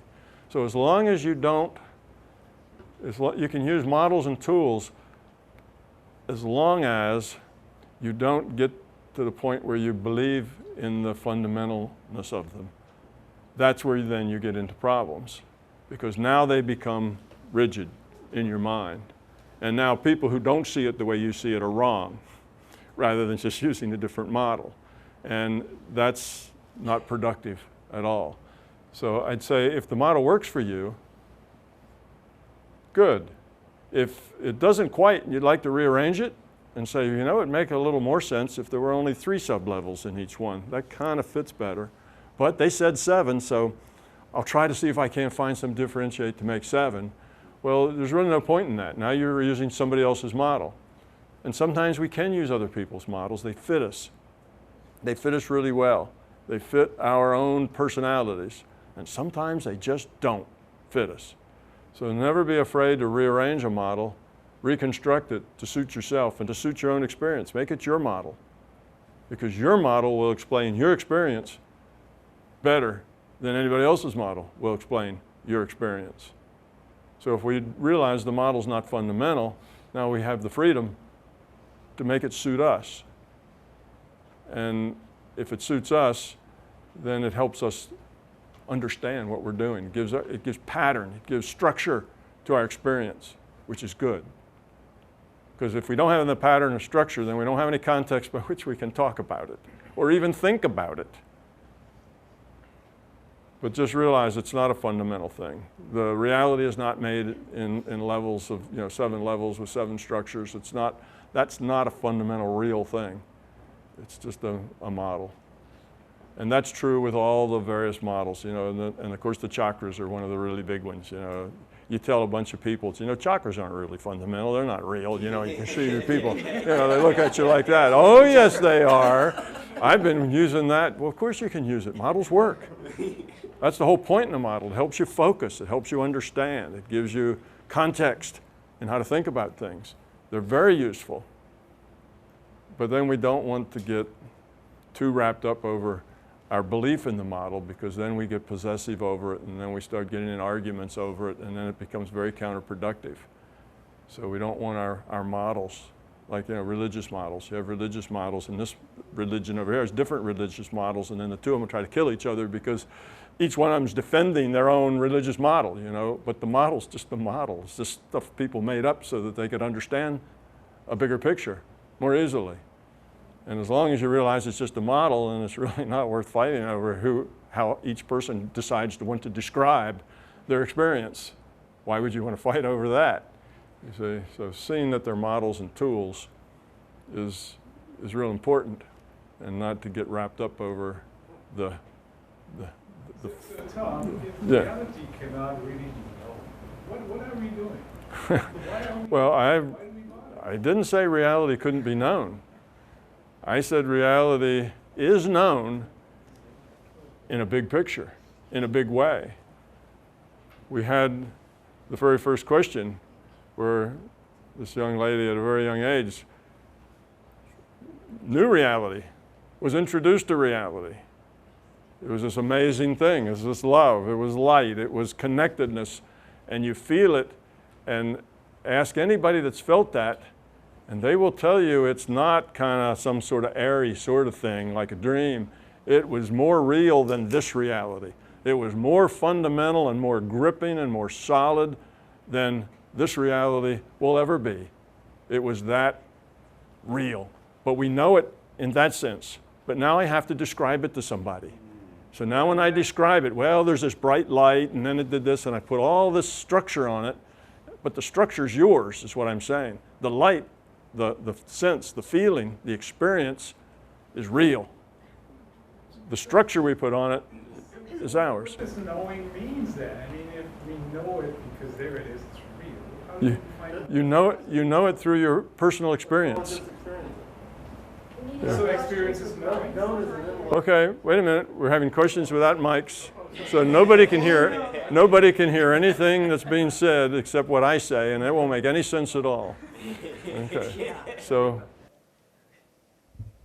Yeah, I guess if we are going to ask what is knowing, what does it mean to know? I mean, does it mean experience is knowing, or does it mean the way we describe it is knowing? Does it mean a model? What does knowing mean? Okay, a good question. We have two ways of knowing things, most people. Most people, of course, have fear. And the two ways of knowing, I separate out. Again, this is a model, right? This is just a construct. And I say you have your intellectual part. You know, you're a left brain guy, so that's where most of your knowing comes through the intellect. If it's not in your intellect, you don't know it. It's in your intellect and it's part of your knowing. See, but that's just one part of you. There's another part of you that's at the being level. These are the things you know, not because of intellect. You know them because they're a part of you. And you may not relate to that. You say, what do you mean they are? They're part of me. You know, most intellectuals, left brain people, don't get that because they define themselves. Their reality is all defined out of their head, out of their intellect. And anything that's not in their intellect doesn't exist. So if that's your worldview, then this being level is hard to get your arms around because it doesn't really exist for people who have everything out of their intellect. Now, the right brain people, they get that really easily. They just know things, right? But the left brain people call them airheads because they say, how do you know? Explain it to me. And the right brain people said, I don't know. That's just the way it is. Because the right brain people are getting whole pictures. They're getting whole chunks of information. And they understand things, and they know from experience that when they see these things that they're right, because facts will prove it out. So they get to trust that. The left brain people don't trust that. That's trickery, that's imagination, that's something else, you see. So it's difficult. So what is knowing? Well, knowing happens on these two different levels. One of them is an intuitive level that you know, and it's only experience that lets you know that intuition is solid, is dependable, is reliable, you see. So a right brain person eventually learns this feeling is the feeling I get when what I get is really true, because that's the feeling I get, and that's a right brain person, and they know that, and their experience says, I've done this 1,000 times, and it never has ever been different than this. So they rely on it, because experience tells them it's real knowledge, not just pretend knowledge, not just something they're making up, but it's real.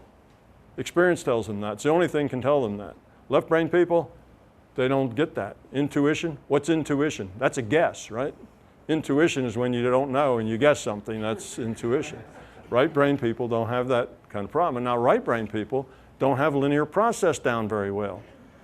They can't explain anything, even to themselves. They don't understand. They just know it is this way. And they can't explain to you why they know it, how they know it, or any of that. They just know that, you know, that this is the way it is. So that's knowing. So now what about, you know, out of body? You go out of body. How do you know you're not just making it up? right? That would be a good question. How do you know you're just not imagining it? Well, again, the only way to know is that you do evidential kinds of things. You have to experiment with it.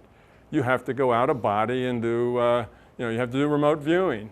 You have to get information that otherwise is just not in your reality. You wouldn't know that. You have to, if you're having an interaction with another being, you have to have that interaction enough that you can get a sense that that is not, the things you're getting is just not in you. They tell you things and you're going, what? No way. It's not something that you would come up with.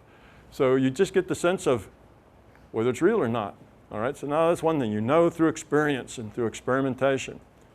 But the bigger point is it doesn't matter.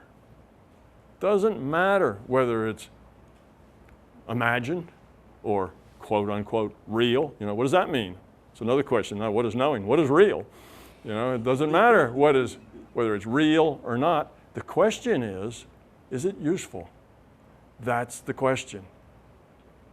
So let's say that we assume that all of your connections of out of body and talking with non-physical people, let's assume that they're all imaginary and none of them are real. Who cares? Are they useful? Do you learn something? Is it growing? Are they helping you evolve? Do they help you get rid of your fear? Do they help you see a bigger picture? Do you make better choices because of them? If so, do we care whether it was our imagination or whether it was really some non-physical? No, we don't. And vice versa, if they're not helpful, if they don't help you make better choices, do we care whether it's your imagination or whether, no, we don't. So in the end, it doesn't matter. You don't have to separate what's real from not real. You don't have to separate what you know from what you don't know. The question is it useful? If it's useful to you, if you have information, if you have thoughts, if you have models, like this gentleman, if you have a model of structure and it's useful to you, it doesn't matter if it's fundamental or not fundamental. See, that's not the point that it's a tool. The point is it a useful tool? Is it a useful knowing? Is that intuition useful? And if it's no, then let it go. I like that. I like that because the difficulty is what I've discovered from my own experience is it's easy to put thoughts into words, but it's almost impossible to put feelings into words. You can demonstrate them, you can use metaphors, but I like what you're saying. If it's useful, perhaps that's what we should be doing. Yes, that's the real key. Well, a very basic part of reality is that you cannot share an experience. There's no way that any of us can share an experience with anybody else. All we can do is describe the experience. Now, when we describe it, we take an experience, and our description of it is only a shadow of the experience. So our description is our interpretation, is our putting that experience into the constraints of a language. A linear language. Yeah. So we put that in the constraints of, a linear language. Already we've lost a great deal of the experience. Now we share that language with somebody else who speaks that language, and they take what we give them and interpret it in terms of their own experience. What does that mean to them? Which isn't at all necessarily what it meant to you, you see? So we are, twice removed from the experience by the time it gets to somebody else. You can't share an experience with anybody else. You can only share a description of it, and then when you share that description, they're not getting your description, they're getting their own interpretation of your description. That's why it's so easy for us to misunderstand each other, you see? I'll say something, and you'll interpret that to mean whatever I said means to you, but that won't be what other people interpret it. It's not necessarily what it means to them, and it's not necessarily what I intended it to mean to anybody. That's how we communicate down here. Sounds like very inefficient, doesn't it? But that's the way it works. So you don't know, you can't share. You live in your own reality. Your reality is a unique reality frame that nobody else shares. You're the only one that lives in your reality. Just as a sidebar here, I've been playing around with the linear process and the intuitive process, and I've, I think where we all live is sort of in an emotional level. I've been playing around that maybe there's three processes. Maybe there's logical, there's intuitive, and there's a fundamental emotional level. Perhaps you refer to it as the being level. Am I? No, all of those can be at the being level, and all of those can kind of be at an intellectual level. But your emotions are an expression. Okay, you are who you are. You're a person. You live in your own reality. You have your own set of experiences and thoughts, and you have feelings. Those feelings are expressing what you are and who you are. Okay, now for most of us, those feelings are generated by our fears. You get rid of your fears, you still have feeling. You still can feel happy, you can feel joy, you can feel sad, even though you don't have any fear. But mostly those feelings are not zinging, you know, they're not, you know, they're not that sharp, they're whatever, they tend to be a little more subdued. But in any case, so our feeling is an expression of who and what we are. So where's that coming from? The non-physical or the biological? No, that's non-physical. Now, there is a physical connection. Okay, the consciousness in the body is you might say, is a shared system. Okay, the avatar, we call it the body, the avatar, right? The avatar sets all the constraints on what the consciousness has to work with. Okay, so the consciousness can't experience anything that the body can't do. See? So if the body has a brain chemistry thing to where it can't, well, I don't know, it can't feel empathy, okay, like autism. They have no empathy. Well, the consciousness working with that avatar, empathy is not one of the things in its tool bag. It can't use that. It's limited. And that's just rule set stuff. So the avatar has to abide by the rule set. And the rule set, part of it's biology. And if you don't have the right kind of biochemistry, then certain things don't work. And if they don't work, then the consciousness has to work with that handicap. It doesn't have that parameter to work with. So you see the body, yes, there's some biochemical things that'll make you feel joy or make you feel sad, right? Somebody can give you the right kind of chemical and you'll start crying or you'll start, you know, laughing. Okay, well, so yes, the body has something to do with it, but only as it sets constraints on what the consciousness can experience. That's the point of the avatar, just to set the constraints. Oh, person in the back? Oh, yeah, the people in the back have a problem there. Can I follow up on his first? Oh, it was all a trick.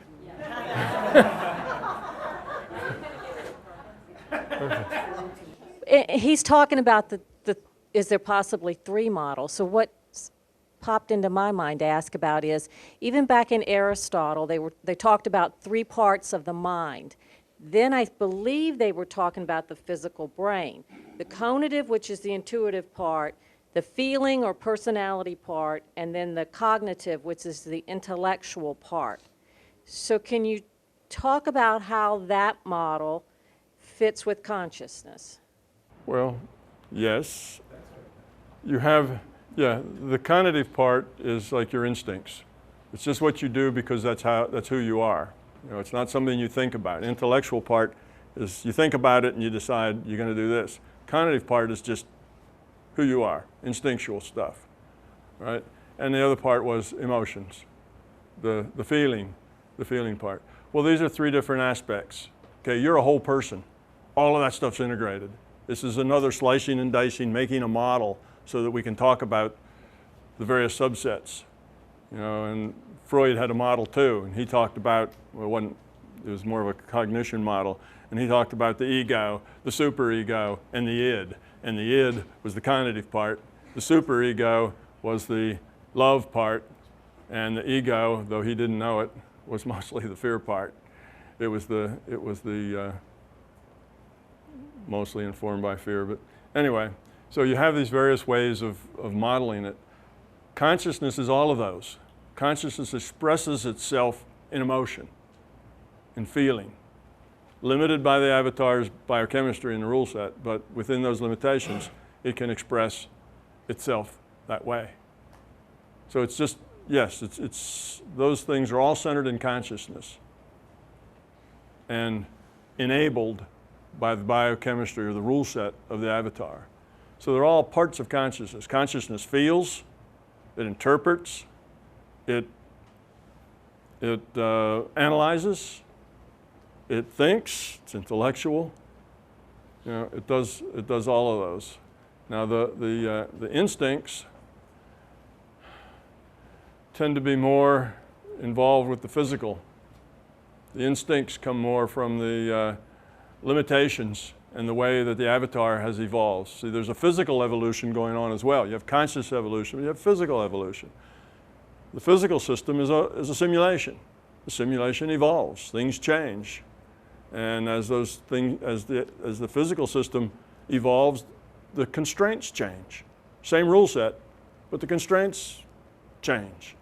And as the constraints change, those instincts can change too. They're not written in concrete, although they don't change very easily. It takes it may take 1,000,000 years or so, but they can change. They basically are encoded habit. You do things one way enough and it works, then that goes on and the stuff that doesn't work disappears. So consciousness does all of that. Okay, one lady back here is going to get it next, and then we'll get you. Okay, hi Tom. My question is on vision during meditation.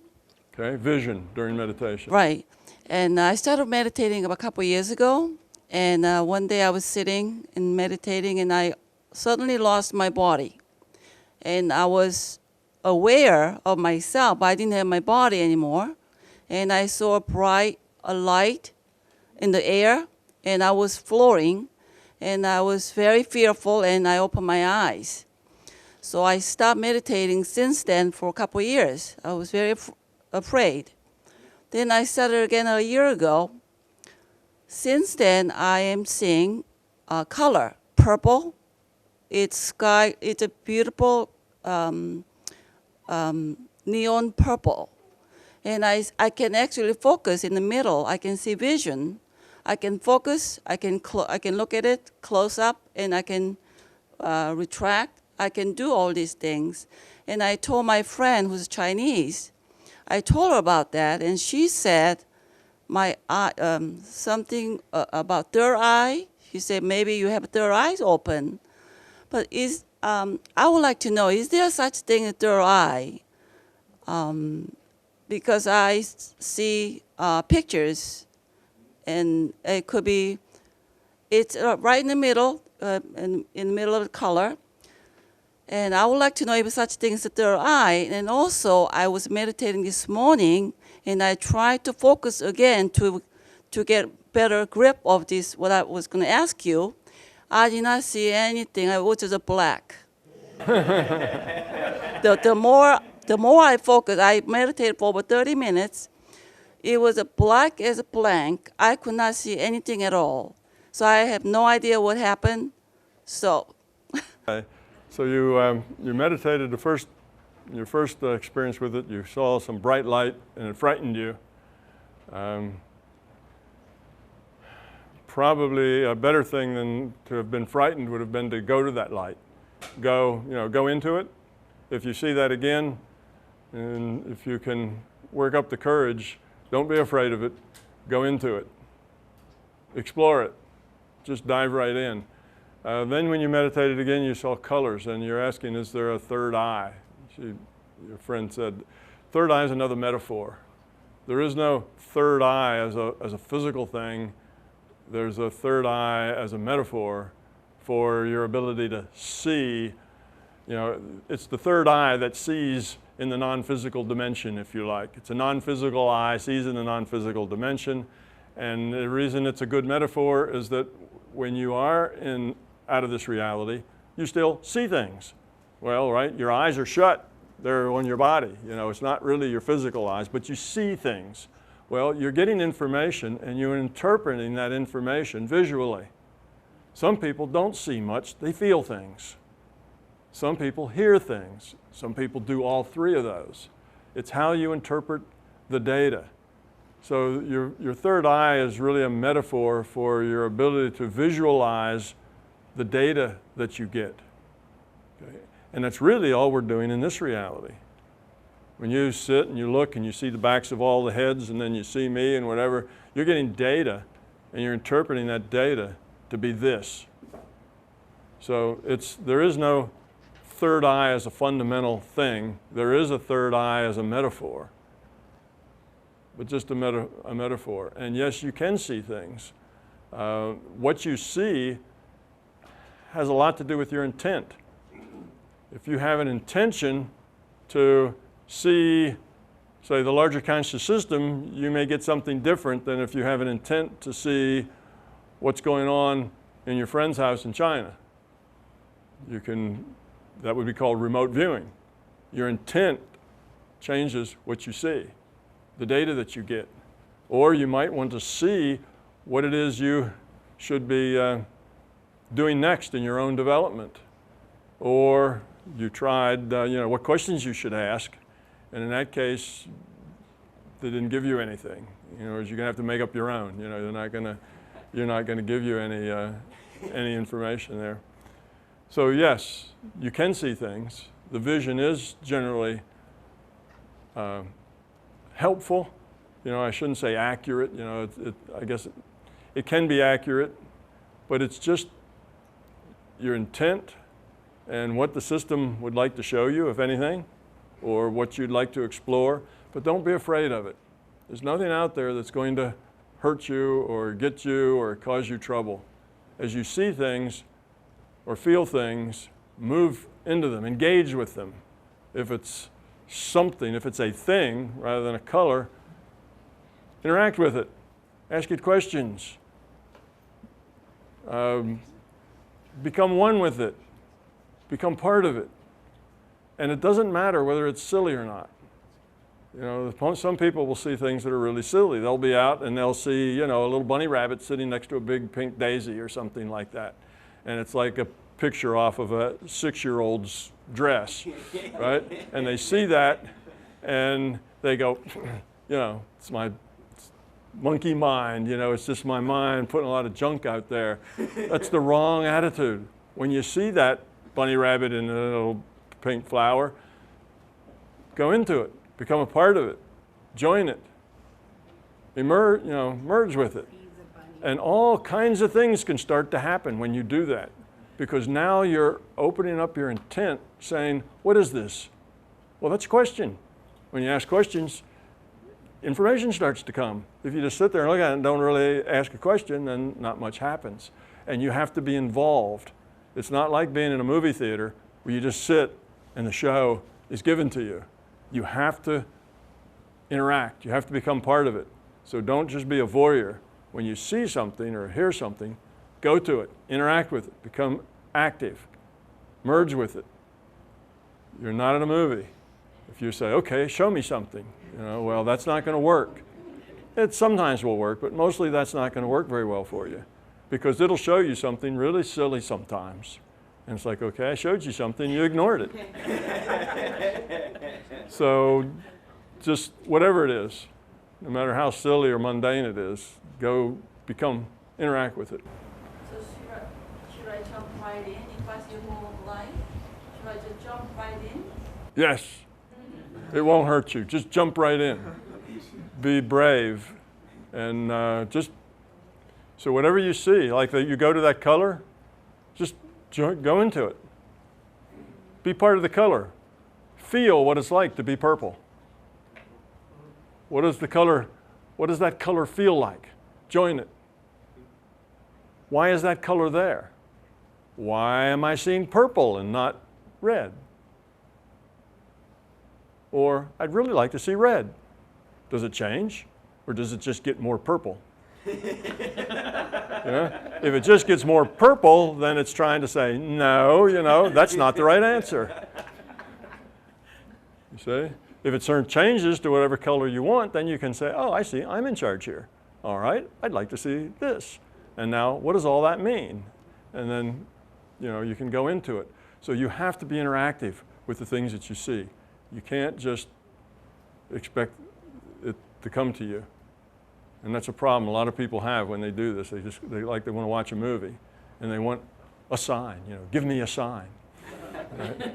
And you know, they expect a burning bush, you know, or something to give them a sign, and it generally doesn't work like that. You have to reach out for it. So don't be timid or shy or afraid. Just you can always go home. You can always get back to your body. You opened your eyes and there you were back. You can always do that. It's not a problem. So nothing's going to hurt you there. Explore it. And don't have any idea what it is. You have to figure it out as you go. It's one of these games where you have to figure out what the game is as you play it. Okay. Okay, no, you go ahead. You wanted to go the last couple of times. So, and then we'll pass it back to the gentleman. Okay. Lake had been speaking about emotions and feelings, and you had been speaking about, you hit on biological machines, and you'd been speaking about usefulness to see how useful something is. And when I first discovered my big toe, I was going to school for psychology. I was into psychology, and I hadn't gotten really interested in neurology yet. But becoming more understanding of my big toe, I've realized I do have something useful that came out of my big toe and me, and my education and interests. And what it is how our neurology is formed from birth on here. We're born as blank slates, basically, not in the psychological sense that they say it, but we don't know what things mean. And we are experiencing stimuli, and we are attaching meaning to it per the interaction with the stimuli and the people, everything, all the stimuli. And the we you're referring to is consciousness. Our brain, our virtual brain is creating virtual neural tracks with these experiences that are associated with emotion, the chemicals of emotions, which once we can own an idea, we know what ball means. We've been hit in the face with the ball, we've thrown the ball, there's so many different things ball can mean. We can generalize ball, we own ball. So now when we see ball, when we're an adult, all those meanings of ball are going to hit us. And if one of them was our brother hit us in the face with a ball or something, we can get a tinge, natural, ow kind of thing from just hearing or seeing a ball, hearing the word. So that, I think, is a model of neurology that isn't in science yet. It's a top-down. It's how we form what things are meaning to us. And it happens from infant on. And it's very important, like how we react to spiders to our children, how we react to fearful things. If we don't install the fear, they receive a stimuli of a spider, they haven't learned to fear it. Then they're not going to have that fear and as an adult. And with everything, it's just something I feel that was an example of something useful that came out of knowing your model. And biology sets the constraints of the consciousness. It's the consciousness that has the fear or has the feeling or whatever. That's consciousness doing. Like you say, the brain is a virtual brain. There is no brain. The brain is just calculations in a computer. That's the avatar. But it sets the constraints. Consciousness is the perceiver. Consciousness is the choice maker. But the neurology and the avatar sets the constraints on that. So, the example I give that if you are, if you have an accident and you have brain damage, well, now the constraints are different in your consciousness. Maybe part of your memory's gone. Maybe when you walk, you drag one of your feet because the part of your brain that would do that now is damaged. It just changes the constraint according to the rule set. The rule set says this part of your brain is damaged, then these are the things you can no longer do. Or maybe these are some things now new that you can do. Or some new attitudes that you have, or whatever, because you've changed the constraints. The consciousness has to, have to deal with those constraints. That are learned. Yeah, and many of them are learned. Yeah, it's an environment biology interactions.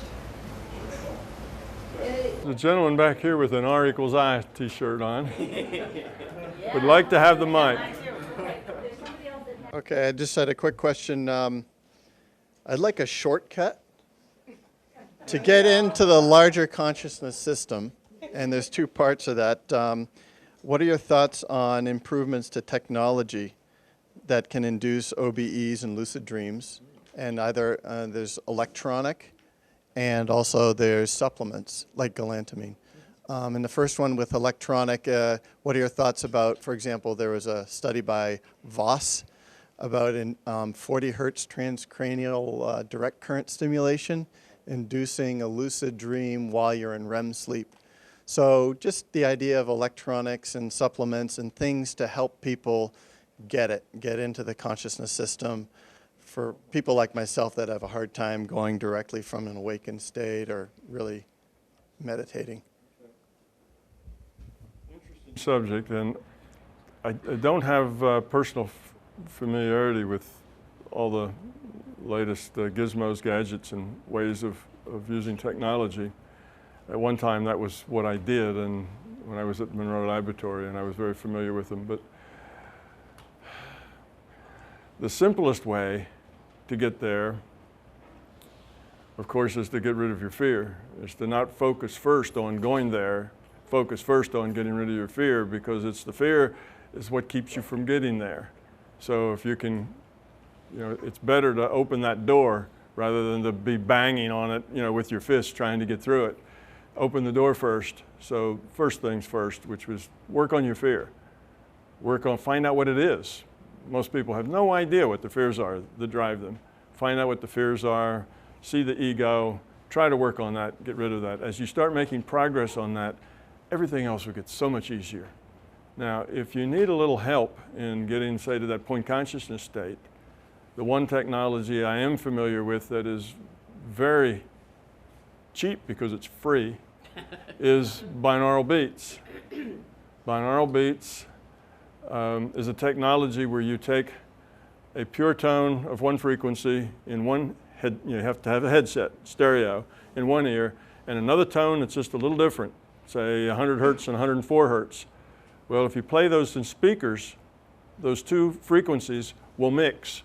And when they mix, you'll get a beat frequency. In other words, the tone, if the 100 hertz tone is like, the beat frequency will be, it'll get weaker and stronger based on that 4 hertz beat. So you get a 4 hertz warble in the bass sound. Now, what they found many years ago, 70s, is that if you put that tone, one in one ear and one in the other, and let's say you make a 4 hertz difference between them, that'll drive the brainwave into a theta state, which is around 4 hertz. So they found that and by driving the brainwave, I mean they put an EEG on the person, watch the output of the EEG, and when you put these binaural beats in, you can make the brainwave put more of the energy into kind of whatever frequency you want by having the beat at that frequency. So if you make a 20 hertz beat, then it'll push you into the high alpha range. You could make a 40 hertz beat, which would do something else. Typically, where you lose consciousness and still are awake is at the 4 hertz, at the theta level. If you go down to delta, which is down at like 2 hertz or so, you're mostly just unconscious. It's where you are in your deep sleep, no dream, no REM, nothing, just unconscious. You go up into the, above 10, and you're into the alpha, which is just you being mellow, you relaxed. Then you go up higher and you get into the beta, which is you now interactive, paying attention, sort of thing. So you can kind of pump up any of those states with the binaural beats. So if you want to stay more active, you could pump up beta. But if you want to get right at that threshold between being conscious and unconscious, then you want to pump up theta. And that works very well. I did a TMI class last year, and I made a bunch of binaural beats for it. I think it's like 38 of them or something. There's a whole bunch of them. And I don't know, 6, 8 months later, I got the bright idea that I should just pass them out. So I gave them to Keith and Donna at the MBT events website, and they packaged them up real nice and did a few things, and so they're offering them there. I think they're $10 or $5 or $15. I don't know what they are, but 20. So they have something to cover their expenses and time of doing it. But that's all available if you want to try those, and there's lots of them. So that doesn't cost much. Now, if you don't want to spend any money at all, you can go to the web, Google binaural beat, and you'll be able to find 3 or 4 sites that enable you to make any binaural beats you want on the site and then record it as an MP3. So you can make your own. Now, when I made them based on what I learned back in the Monroe labs, and I put certain details and things in them. They're a little different, but even ones that you would make that are just purely simple, just a tone and a 4 hertz, a tone is 4 hertz different, it'll work. You don't have to get too fancy. The fancy stuff just makes it maybe work a little better for some people than others. That's why I have so many of them, because some people like this kind, some people like that. And the one that you listen to the first time and you hate it, you think it's a terrible tone, may turn out to be your favorite. You change. So you just experiment with them is the thing. That, like, people use those and have the most success at 4 in the morning, or anytime. Anytime. What it does, it takes you at any time of the day, it takes you and puts you into, I shouldn't say puts you into, it encourages you to have a good meditation state. A really solid meditation state is where you put most of your EEG energy in at around 4 hertz. So it does that, it kind of puts you there. So if the problem you're having is getting into that still, quiet meditation space, then the binaural beat will help. And then one last thing is, okay, so you get into the point consciousness, but at some point you want that binaural beat to turn off, otherwise it's going to hold you in point consciousness. Yeah. Well, it's not that it holds you in point consciousness, but it does restrict you. So the binaural beats and any of these other things, you mentioned taking chemicals of some sort, any of these things should be let go of once their usefulness has been served, if they work, okay? So if the binaural beats are like training wheels, so would be all the rest of them. Whatever the technology is, think of it as training wheels. You know, you get on a bicycle and it's hard to balance on it, so you put these little training wheels on the back so you won't fall over.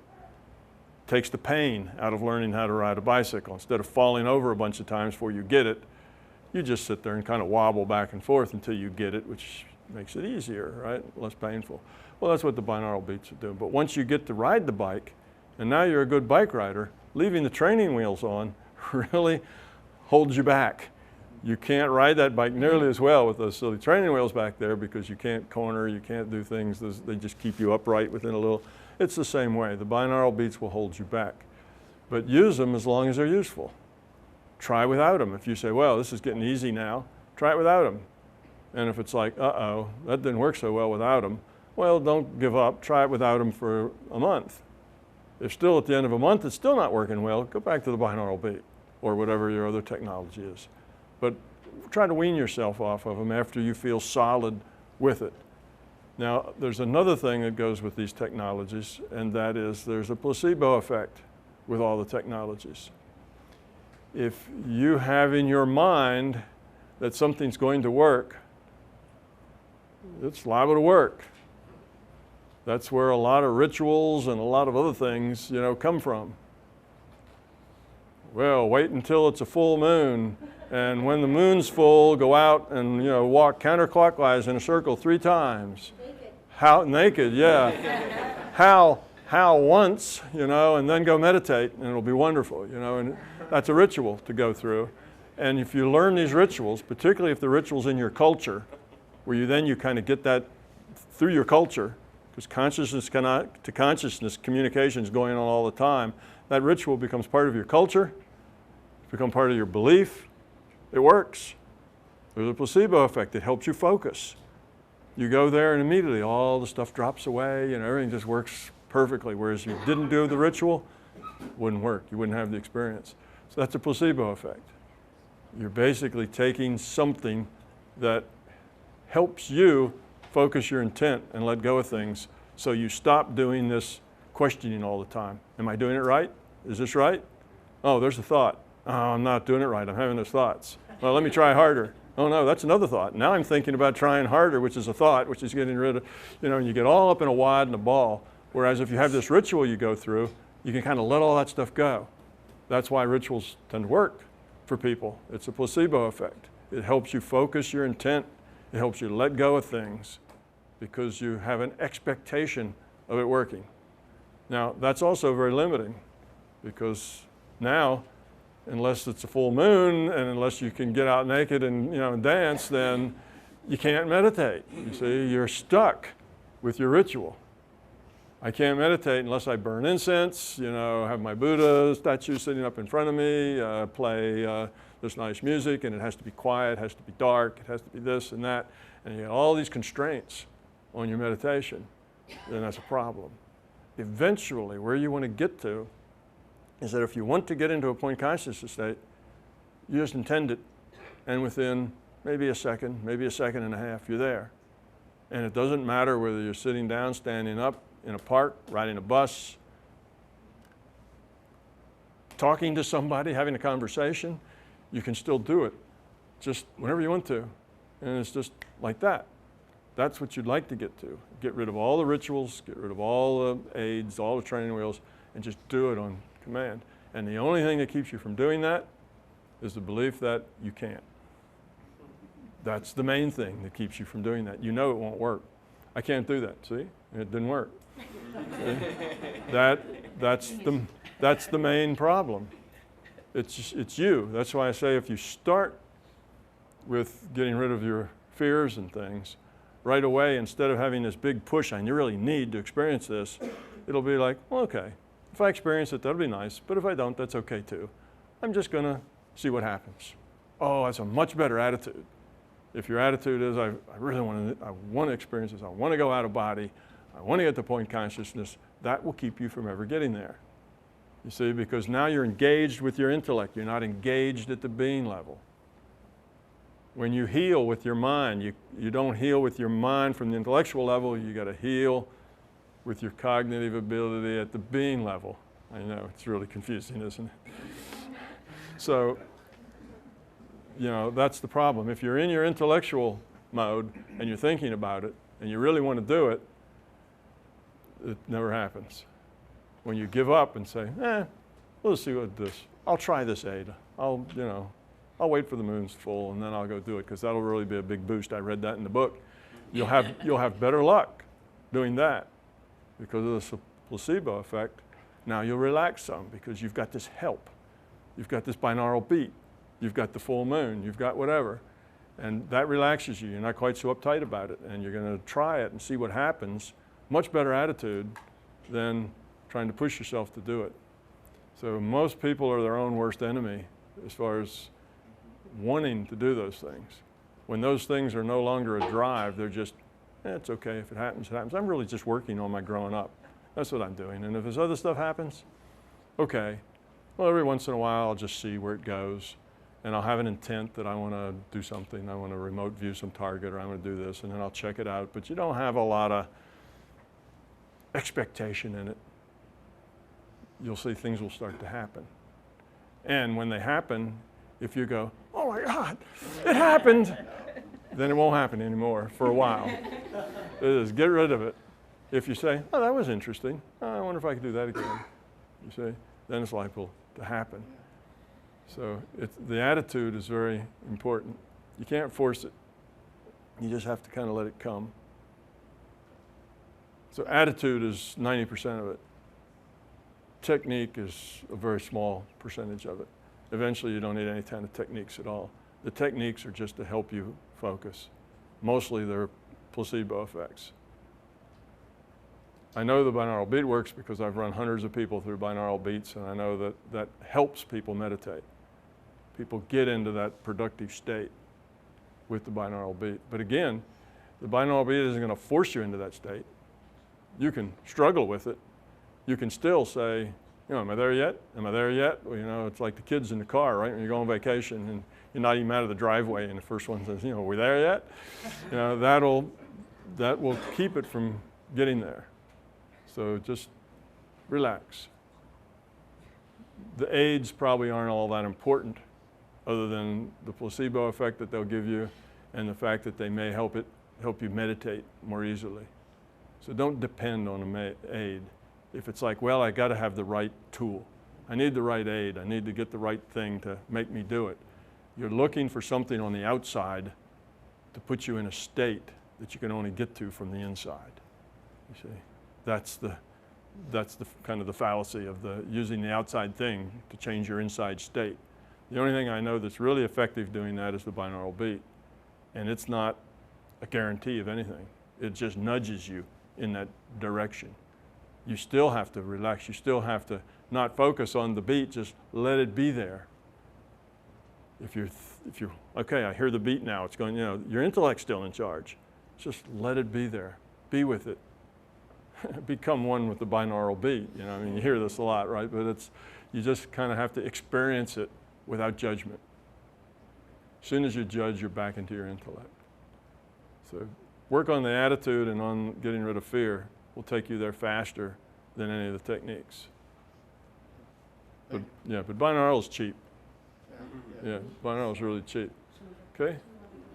I'll ask both our questions at once. Okay. Hi, Tom. Hi. And hello, everyone.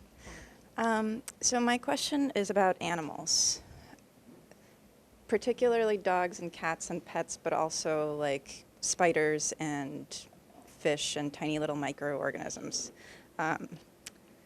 Do they also have a player? Are they avatars with a player? And if so, you have spoken about helping people cross over after their bodies die. What is that experience like for animals? And what is it like for the animals that are left behind?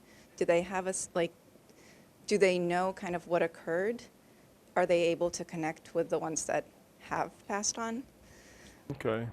A lot of questions, but one, animals are, well, some animals, the animal kingdom goes right down to protozoa, right? But and animals, well, many of them are conscious. They make choices, okay? And their consciousness isn't any different than ours, except it's more limited. They have a smaller decision space. They have fewer choices than we do. So that's the main difference. But consciousness is consciousness. Now, an avatar becomes a useful avatar. Becomes an attraction to an individuated unit of consciousness to be the player, if it is a challenge, if it's interesting to make those choices. What the consciousness does is make the choices for the avatar. Okay, so the avatar has certain choices. A consciousness then would, if it were playing that avatar, they'd make those choices, right? Okay, well, if the choices are real, like a bumblebee or maybe an ant or something, if the choices are very narrow, there's not a lot of attraction there for an individual avatar unless that avatar is really down at that level too. If you got a very, very simple consciousness, then an ant or a bumblebee may be appropriate. Or if there aren't any consciousness that are at that simple a level, then the ant or the bumblebee or whatever may be large groups of those things, may be played by a single consciousness. So you might have 1,000 ants that are all being played by a consciousness, because now, even though there's a lot of little tiny choices, there's a whole lot of them, and they have to be coordinated, and there's still things to learn, better ways of doing business. Now, where you draw the line to what's conscious and what's not, the way I draw the line is that if the decision space, which is choices you have, if it's non-zero, if there are decisions to make, then that's consciousness. Consciousness makes free will choices, but it's got to be a free will choice. Now, there are instincts. You can make choices by hardwiring too. We have things called expert systems, and they're just a bunch of algorithms that says if this occurs, then do that. And then if that occurs, do this other thing. There's no free will choice there. It's just algorithms. And whenever this occurs, do that happens next, period, all the time. Nothing else can happen but do that. That's not consciousness because it's not a free will choice. Free will choices mean I could do this, this, or that. I'm the chooser and I can do any of those things. An algorithm, it's determined exactly what this will cause. So if it's a free will choice, even if it's a very small set of choices, then that defines consciousness to me. If it's just an algorithm, that's just the rule set. It just does what it does because that's what it has to do. It's a stimulus and response. You know, that's, you know, you mix this chemical with that chemical, you get some other chemical, and it's just the way it works. It's not a choice that the two things make, whether or not they want to make that other chemical. It's just a cut and dried thing. So that's where I make the choice. So some things, obvious, are conscious, like dogs and cats and horses and pigs and things like that, because you can interact with them and you know they're making choices. They have personalities. They're deciding to do things. So their consciousness is very obvious. But then you get down into things like amoebas and clams and other kinds of things, and well, they move, they obviously do something, but is that just hardwired, which in animals we call instinct, or is that free will, making a choice? How do you test that? Well, you test that, biologists test that by giving them little things to do, like a maze or something. Can they learn to do that? And if they learn, can then they apply that learning to a different situation? Because you can train hardwiring. You can take an expert system that's just algorithmic and train it to do certain things. Well, that doesn't mean it's conscious just because you can train it. You can train hardwiring. The hardwiring just modifies with experience. So it's hard to tell what's conscious and what's not down at that small level because you don't know whether they're free will choices or whether they're hardwired, and it's really difficult to know. So I don't know where to draw the line there. And there are also things like trees that aren't animals. And is a tree conscious? Well, does a tree make any free will choices? And as best I can tell, the answer is no. But they may be aware. There's some sense that there's awareness there. Okay, now that's not choice making. You're not conscious unless you make a choice. You have to take that awareness, that understanding, and then have choices to make based on it. Well, mostly trees and plants seem to be hardwired. It's just the way they are. They do what they do because that's the way the biology and the chemistry and whatever works. They're not really making free will choices, but it doesn't mean that they don't have awareness. So that they don't have some sense of their environment, of what's going on, not in a sense that we do, not in a detailed sense, but in a very vague kind of general sense. Doesn't mean that they can't feel threatened. You see, it just means that they have no choices to make about it or feel cared for. So that kind of is an in-between state, not really conscious, but not really inanimate either. So maybe that answers your question, but there's lots of ways that can work. Now, humans and dogs and cats, there's probably enough choice there that a consciousness might find them interesting as an avatar. And yes, consciousness can move up that chain.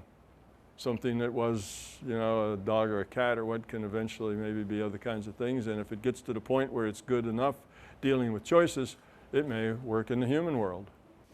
And then do you think that those animals that do have that consciousness, are they able to see and interact with the other reality? Oh, can they do that? Well, yes, in their own limited way, they can. Their consciousness, just like we're consciousness, they can interact in a larger frame as well, but they interact in a little decision space as well. They don't have the breadth that we do of interpreting complex information like we do. What they interpret is very simple. So in their own limited way, they should be able to interact anywhere in the consciousness system. And we know that animals do miss one another. When one of them dies, we know that the other ones will grieve for them. Lots of people have seen seen that in animals. They get very attached to things, but exactly what's going on in their mind, of course, is hard to tell. Let's see. Let's do, yeah, back there. Yeah, hi Tom. I just read recently of some people that do what's called a soul retrieval, that when there's a tragedy in some place in the world, they go there and they help the souls transition, and so that it's easier for them to transition. And I don't know, I mean, is this really necessary? Is it redundant? Or is it helpful? I mean, for people to get out of body and transition, or it's merely helping the people doing the job more than helping the actual souls that are in a dire situation? That's. Okay. Yeah, the answer to that is all of the above. It depends. For the most part, there are times when a little help is needed, so it's an actual thing. And the reason that it doesn't happen very often. It's a little on the rare side. But what happens is occasionally when somebody dies, they do so in such a state of anxiety, such a state of obsession, perhaps, with something, that it's just really hard for them to let go. It's hard for them to let go of that and be somewhere else. So they kind of stay fixed there. See, the consciousness is continuous. Well, if this consciousness just before death was in this obsessed with something, just so totally consumed by it, well, then after death, they're still just totally consumed by it, and they'll stay that way, totally consumed by it, unless they get kind of brought out of that, because that's where they are. They're like in an endless loop, a programming sense. They're kind of in an endless loop. They just keep spinning around through the same things, and that takes then a little help. And usually the entities that work the transition can do that, and there's not a problem. They can calm that down, they can interact. Sometimes the obsession is so strong that they can't get through. It's hard to get through. And occasionally it's easier for somebody to get through who maybe better understands that obsession, or maybe has some kind of link to it, or can deal with it better. So occasionally maybe a person from here who has a body could be involved in helping a transition take place. So yes, that can happen. Well, what happens most of the time? Most of the time, people who engage in the soul retrieval are experiencing things that have a whole lot more to do with them and their experience and their learning and their choices than they have to do with actually retrieving a soul that's in trouble. So in a way it's like working on your ego, so it's a way of working on your ego. Think of it as a role-playing game in caring and giving and being empathetic and practicing your ability to let go of the physical reality and interact in the non-physical reality. So it's a good practice tool for that, because you have to let the physical go. You get to the point consciousness, then you go off and do this thing. So that takes some skills and practice, and it's a good thing to practice doing. It's a good exercise, if you will. And at the same time, you get to exercise your choice making, because you're given a situation where you need to make decisions. There's people in trouble, you need to help them. Now, I suspect you could do that in burning buildings or other things, but all of those have a lot of drama and are very physical. This is less drama and more, I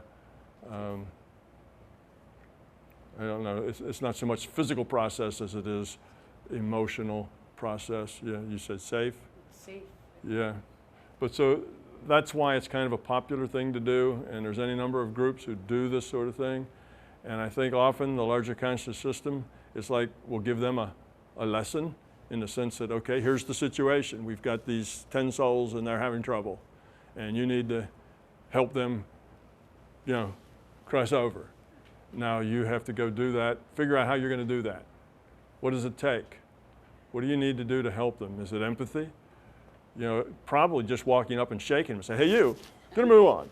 You know, cut this out. That's probably not the right approach, you see.